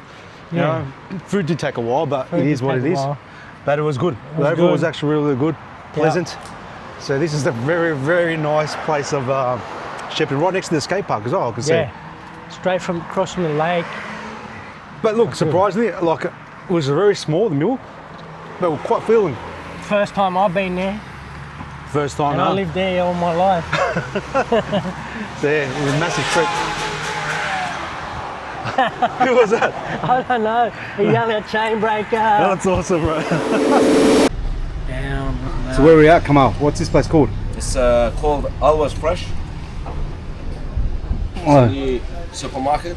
They sell everything. Yeah. They just started maybe 2 weeks ago. Yep. I recommend the community to come and support them. Yeah. Give them a go. See how we go. So what's this? What are we eating, bro? We're eating mankush. Mankush. Yeah. It's a Lebanese bakery. Yep. You got zahta, lahm bajina, spinach, bread, Yeah. Looks nice, amazing. Beautiful. Looks amazing. I want to have a taste of this one here. This one here looks like a bit of sausage. Is it sausage? Yeah. I'm going to try that spinach one, bro. How long has this place been open for? 15 days maybe. Brand new, huh? Yeah, brand new. And what's your background, bro? Lebanese. Lebanese, so this is traditional with Lebanese food, Yeah, huh? but we making it for everyone. We have big for every community. Yeah. And we welcome for everyone. And that's why we try to mix it. Yeah. But with the halal version way. Oh, wow. But we welcome everyone, but with our way. That's awesome, bro. That's halal way, and then everyone can enjoy it, can eat it. Yeah. Like we have everything. We have the high quality mortadella. We have the high quality ice cream. Yeah. Anything you want, we have it. Beautiful. But a good way and nice food, and we follow the healthy style. Yeah, so this is like traditional Lebanese, yeah? That is. Beautiful. Loving it. Thank you, brother.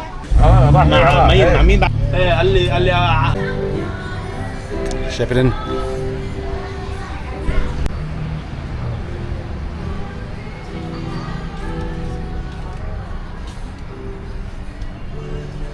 I swear this wasn't bought the last time. Maybe it was? I think it was. Oh, okay. But I don't think it had them fences around. People must have been going in there. Yeah, shopping trolleys and that stuff. Yeah, someone's pushed the gate open. Oh, I started. What the heck? So these are, oh yeah, I remember The old talking about ghettos, that. yeah. Yeah. And then they were like that all the way through. Remember I told you? Like, Yeah. Yeah. Such a weird design, bro. Yeah. But they're the newer designs. The older okay. ones were different to that even. Well, these two here. Yeah. Feel like I'm gonna clash with them. Super close. The Cottage is a privately funded residential rehab program run entirely by locals.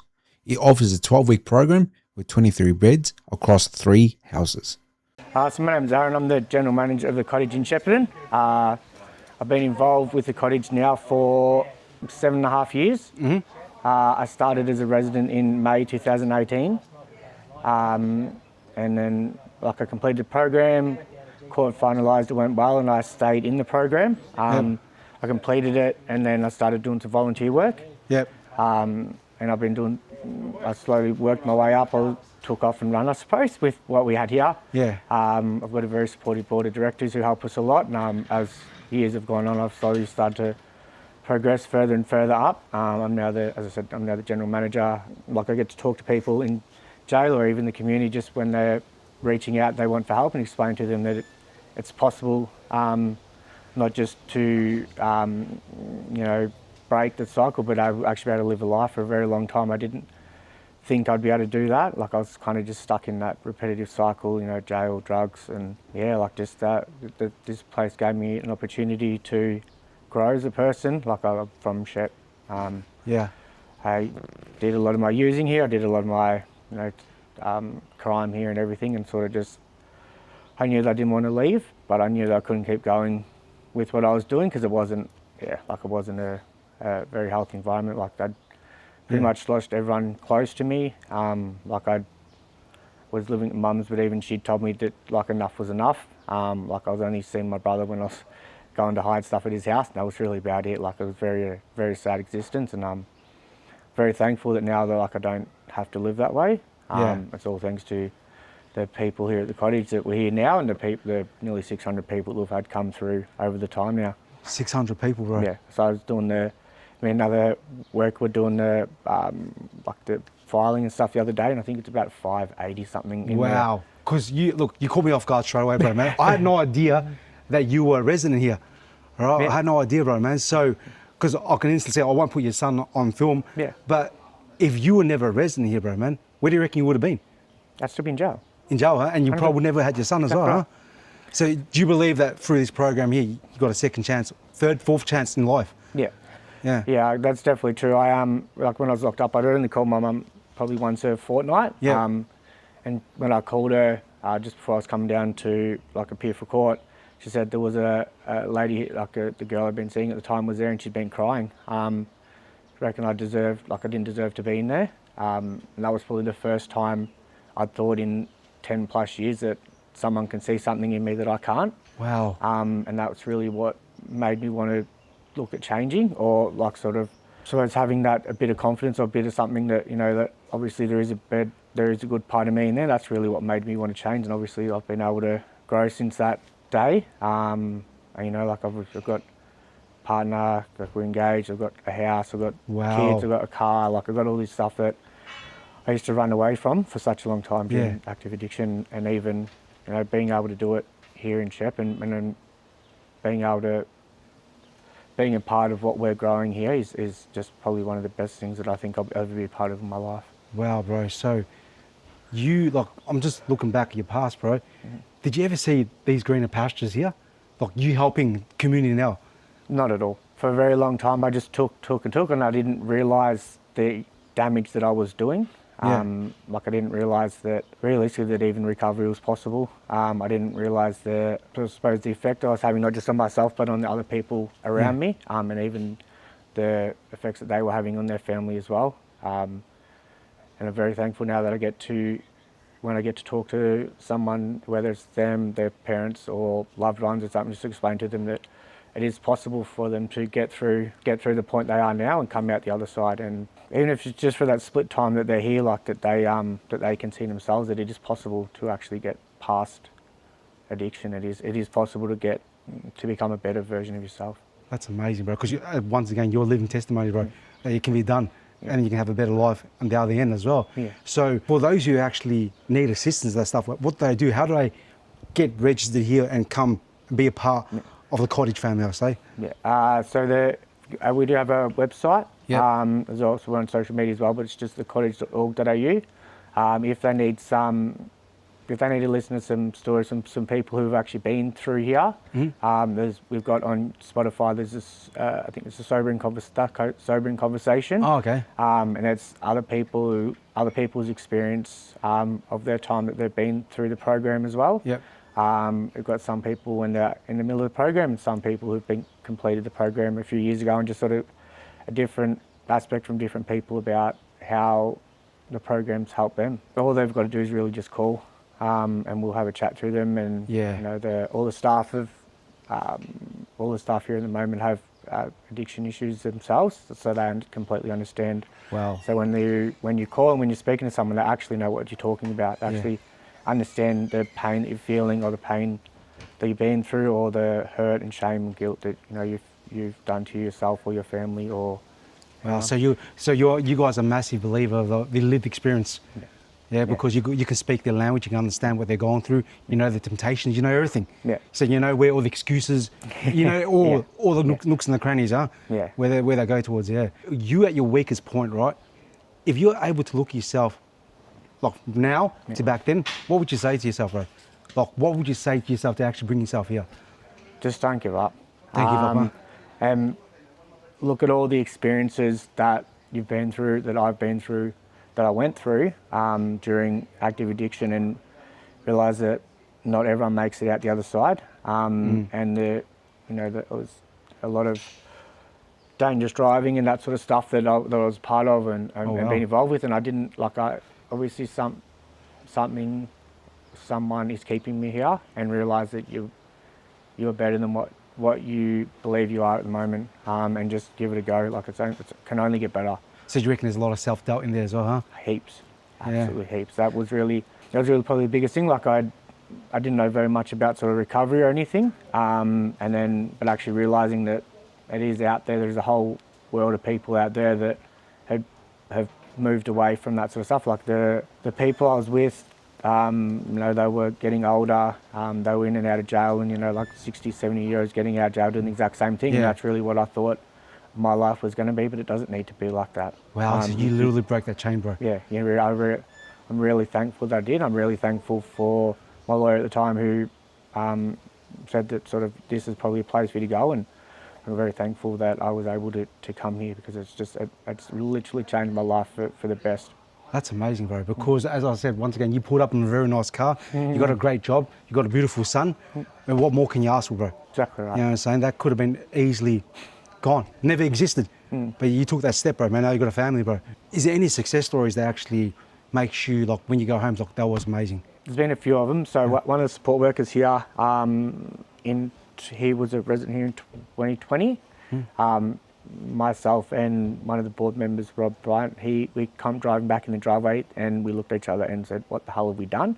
He had this big mohawk and all this funny coloured hair. he was 24 hours late, you know, and I look at him now, like I was talking to him just yesterday when he was in him, and sort of discussing his job roles moving forward, and looking at him and looking at how far he's been able to go in these last 5 or so years. And there's just hundreds of those stories that have come across over the time that really make me think, you know, that obviously what I'm doing here is helping someone, or helping people along the way. But it's probably one, there's plenty of the ones sort of along the way, but that's really one that really stands out. Wow, you're doing a great job, brother. And it's a very hard job as well. Yeah, because look, unfortunately, the Shepparton story, right, is so common. If you really want to hear some really raw and unedited stories, please go and listen to the Sobering Conversation. 40 of them, I think, at the moment. They're absolutely amazing. Thank you. Thank you. Thanks, brother. Appreciate it, brother. Thanks, welcome, welcome. And your name is? Amy. Amy. So, Amy, tell me, we were sitting in the office before. I had no idea. You said that you just recently finished the program. Is that correct? Yeah, I finished it. I began the program 6 months ago, so I'm clean. I've been clean for 6 months and 3 days. Wow. So the program runs for 12 weeks. Yep. And then I moved to the transition house. There's 2 houses, transition houses, that you can, if you want to stay on, like some people can stay on. So I'm in one of the transition houses with 6 guys and me. Yeah.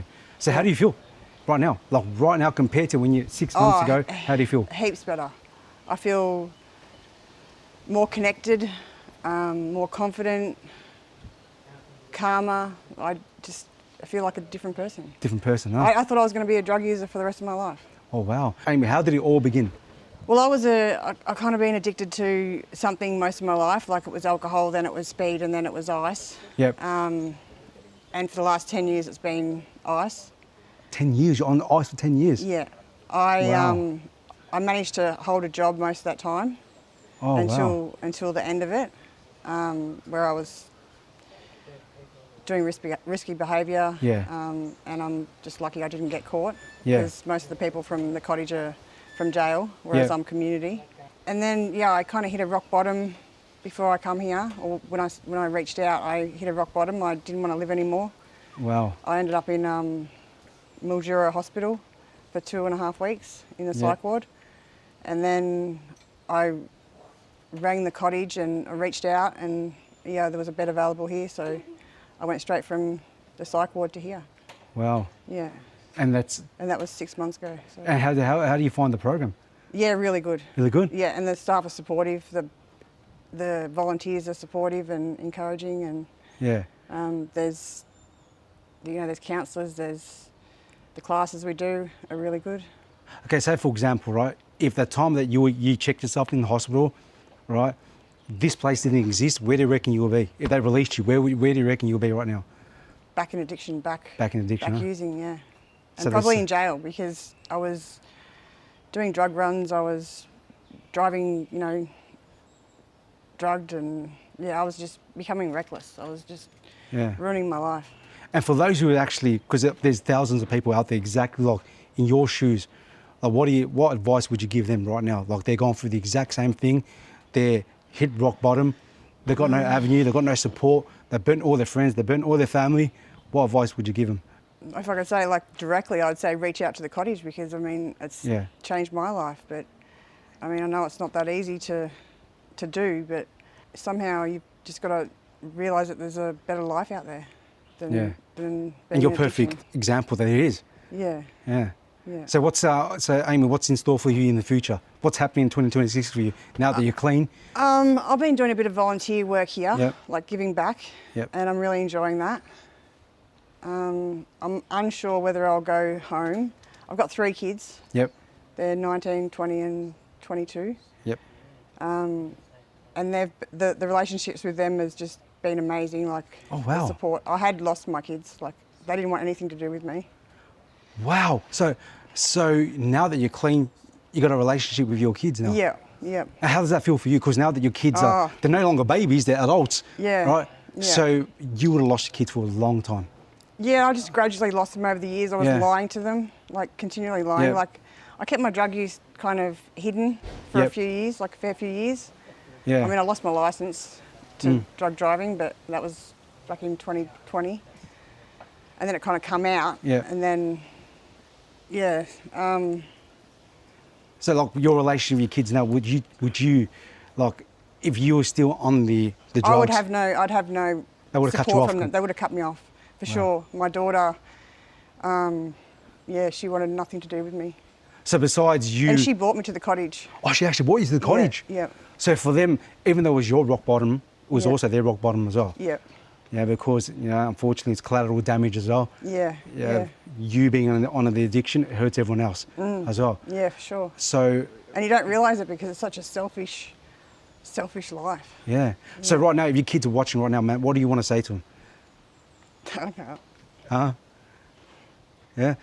I can tell, like, you emotionally, it hurts you. Yep. You know what I'm saying? But I'm pretty sure they're watching this right now, proud of you.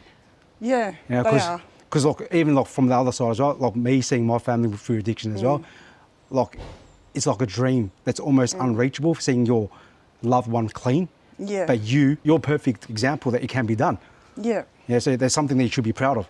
Yeah, I Yeah. am. I'm proud of how far I've come. Yeah, Yeah. that's amazing, amazing job. So for those, once again, the last one advice that you have to give to your younger self when you're at that rock bottom place, what would you say? Just reach out for help. Reach out. There's help there. Yeah. Awesome, thank you very much.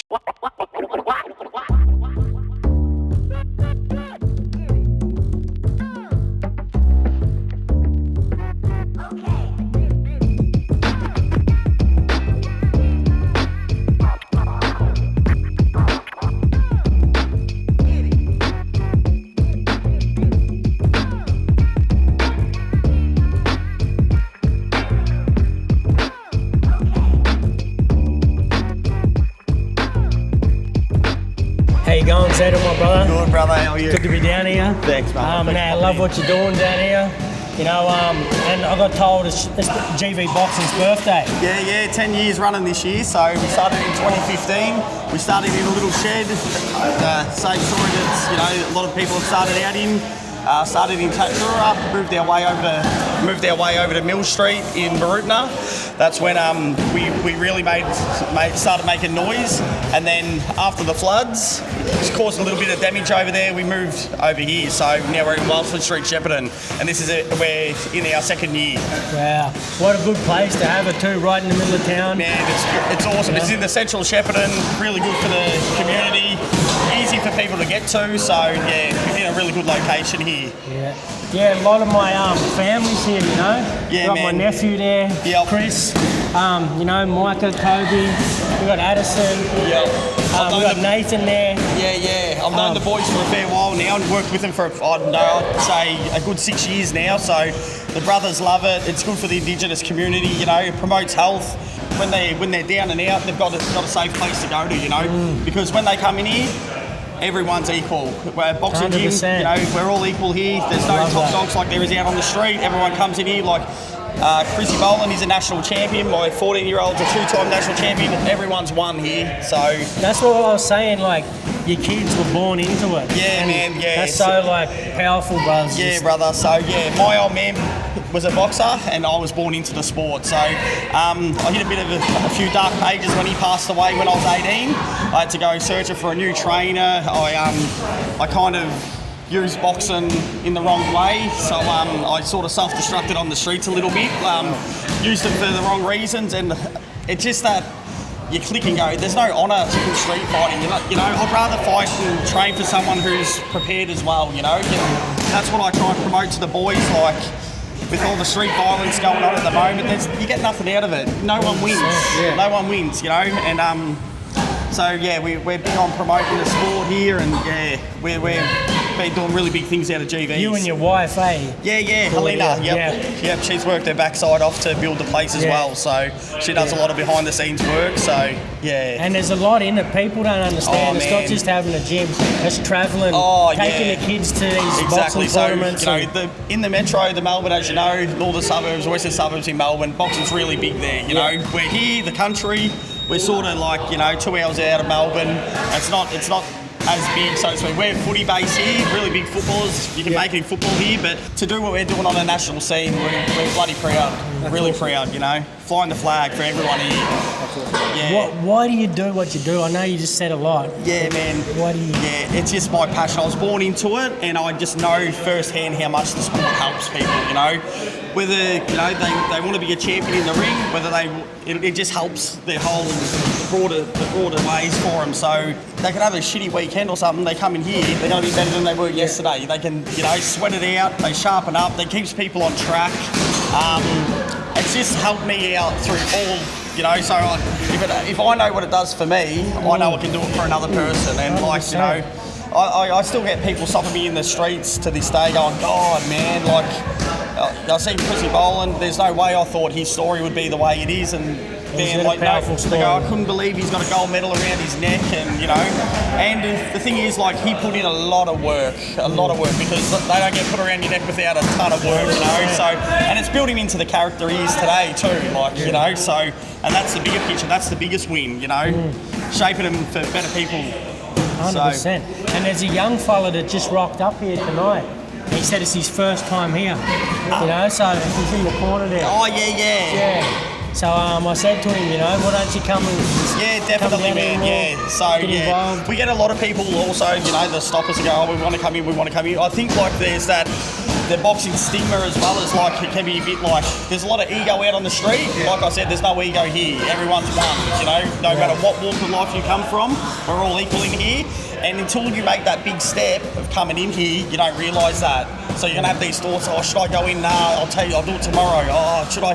As soon as they make that big step, they go, wow. Yeah. So it's all about making that first step. That's the biggest step. Everything else, just getting there, right? That's it, man. Love your work, my brother. Love your work too, brother. Yeah. Appreciate it, man. So if, for example, right, because I'm seeing kids here that I recognise from last time, right? If they didn't have this boxing program, where do you reckon they'll end? Sorry? If they didn't have this boxing program, where do you reckon they'll be at? Oh, yeah. The way they are, man, they're full of energy. It's anyone's guess. Yeah, so it could be diverted in a very negative way. Very negative way, yeah, definitely. Yeah. So we do our best of guiding them. My boys are fortunate that I really put in a lot of work. I know the demands of boxing. Yeah. Where when my old man left, I had no direction. I was I had structure. I had discipline and everything like that. It was instilled in me. And then it just went haywire. I didn't know what to do until something clicked. And when the boys pull me over and they talk to me, I go, the place is here, you know what's here, but it has to click. You gotta need and want the change, and then it's there, so.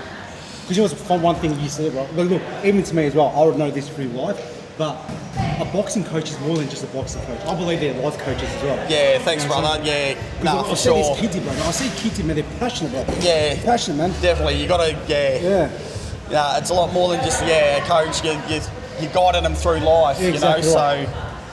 But you're doing great things, brother, man. I see these kids here, bro, man. You're raising champions, man. Yeah, really appreciate it, man. We try to put it on the map as much as possible. So tell us, bro, where's it at, the location? 1/113 Wellsford Street. We're upstairs in the Tirana City complex.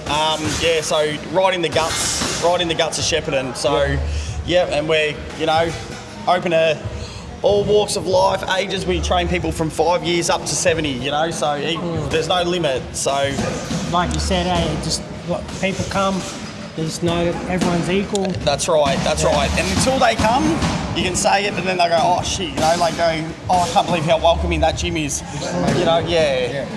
So from Melbourne, we're representing Kamikaze, Dog Camilleri. Much love. We share the love, you guys. Boxing, man, one of the best freaking sports ever, man. Especially for young kids. You bent all the energy. I'm great, man. Thank you, brother. What's up? Here with my nephew. How you going, Unky? Thanks for coming tonight. I told TJ all about you. Love what you're doing. Good to see you back in the gym. Why do you do what you do, Unc? And how long you been doing it? It's good to be back. My name's Chris Boland. I'm a proud Yorta man, Dajah Rung. Born and raised in Shepparton, Marupna. Currently moved to Melbourne 12 months ago. I walked into boxing probably 5 years ago now. Growing up in a broken home, not having much to turn to, not having a role model. You know what I mean? Just come together as brothers, come together as a community, you know what I mean, and uplift each other. Growing up in a small town like Shepparton, we don't got much, you know what I mean? So most of us, younger boys, young Koori brothers, any generations, you know what I mean? From our generation to Uncle Jarvis's generation, they didn't have role models. We don't have role models to look up to. You know, that's why we all turn to, you know what I mean, the drugs and the crime and stuff like that, because we have nothing else to kill the adrenaline rush, you know what I mean? So we're going out chasing that adrenaline, just, you know what I mean, to kill our time, you know, make us some fun for us. And, you know, I was lucky enough to open a gym in Maroopna a couple of years back, and we walked in there with a youth group by the name of Uncle Michael Burke that brought us in that one day, and then from that day and just haven't walked out, you know what I mean? It just, you know, growing up with nothing, you know what I mean? I lost my mum 12 months ago, and it's been a big impact on me, you know, it spiraled out of control. I won the national title in 18 months, you know, got straight in the gym, started training, had an 8-win streak, and then met my match against a Dovton boy. He beat me, and just from there on, you know, loss or win, I'm here to make the community proud and be that role model, you know, for the younger generation to look up to and inspire, you know. So it's good to have, you know, all your brothers and that here, you know, behind me and stuff like that. So it's good, you know. Because if you didn't have boxing, bro, where do you reckon you'd be? I'll probably be locked up or dead like the rest of the brothers, you know what I mean? So like most of us brothers, you know, my brother's currently living in addiction at the moment, that I'm trying to uplift him and get him off the streets, you know what I mean? Most of the brothers now, they're living proof of addiction, you know, and it's hard, you know what I mean, seeing each other, you know what I mean, fumble, you know what I mean? So to be here, you know, be in a community and, you know, be there next to each other, it uplifts our spirit and us all, you know what I mean? Like, we're all culturally impacted by each other, you know what I mean? We need to bring that culture back alive, you know, having youth groups and stuff. So that's the hardest thing about, you know, living in a small country town, is we don't have funding, you know, we don't have these youth groups, so we have nothing, you know what I mean? That's why everyone just goes to the everyday doing, you know, using and doing crime, because we have nothing, you know, we have no fun, you know what I mean? So it's hard having nothing and, you know, no one there to tell you, you know, everything's going to be all right, you know what I mean? So, you know, most of the brothers know, they turn to me for advice, you know what I mean? Just because I haven't walked a day in their shoes, but I walked a similar day in their shoes, you know what I mean? So it's good to, you know, be that voice for the brothers and that, you know what I mean? So this is my older brother, Micah. Hey, brother, TJ. Nice to meet you, brother. Wow, man, so this is a family. Yeah, family. They're my younger brothers down there. That's Addison there. That's my little brother there, Kobe. I met him last time, bro. Yeah, so it's been a hard year, you know, for us all, you know, for community. We lost our matriarch, our family that started the year. And then, you know, we lost his mum. We lost my mum last year. So it hasn't been easy, you know what I mean? But just having the support around, you know, having the brothers around, having, you know, each other to turn to, it's been big for us all, you know what I mean? So that's amazing, bro, because, you know, I was telling the coach before, right? Because besides boxing, right, the coach is more than just boxing. Yeah, no, his family. Well. His family, because like I said, bro, your family's here, bro. You know what I mean? If he doesn't have this, you're right, you probably would fall into the environment. You know, what Shepparton's known for. Yeah, exactly right, you know what I mean? Like, just having this boxing gym, break the cycle, you know what I mean? As I said, you know, chain breaker, you know what I mean? Just break the cycle. You know, be that role model that, you know, we never had growing up, you know what I mean? Because most of us, we both come from, you know, broken homes, you know, coming from the system, you know what I mean? I was in care, you know what I mean, since I was 17 years old, you know, till I was 17 years old.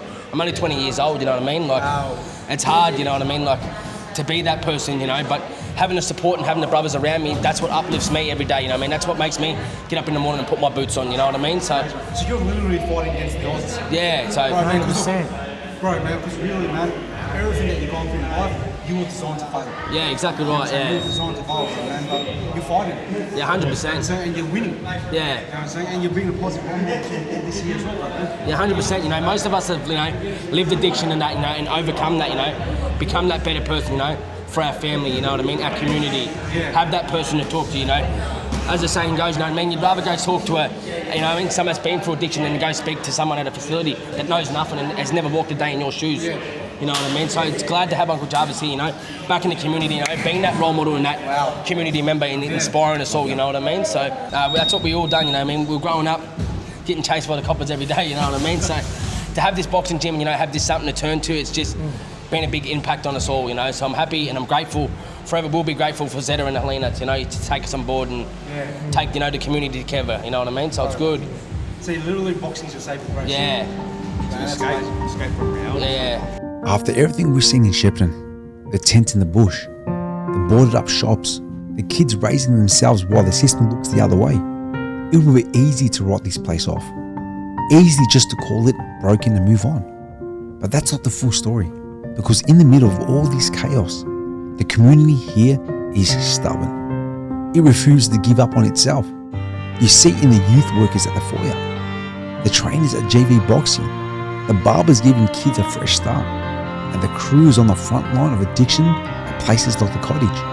And then you got businesses like Lutifyes. They had their shop vandalised, violated, and instead of packing it in, they kept serving, still feeding people, still back in the community that hurt them. That says everything you need to know about this town.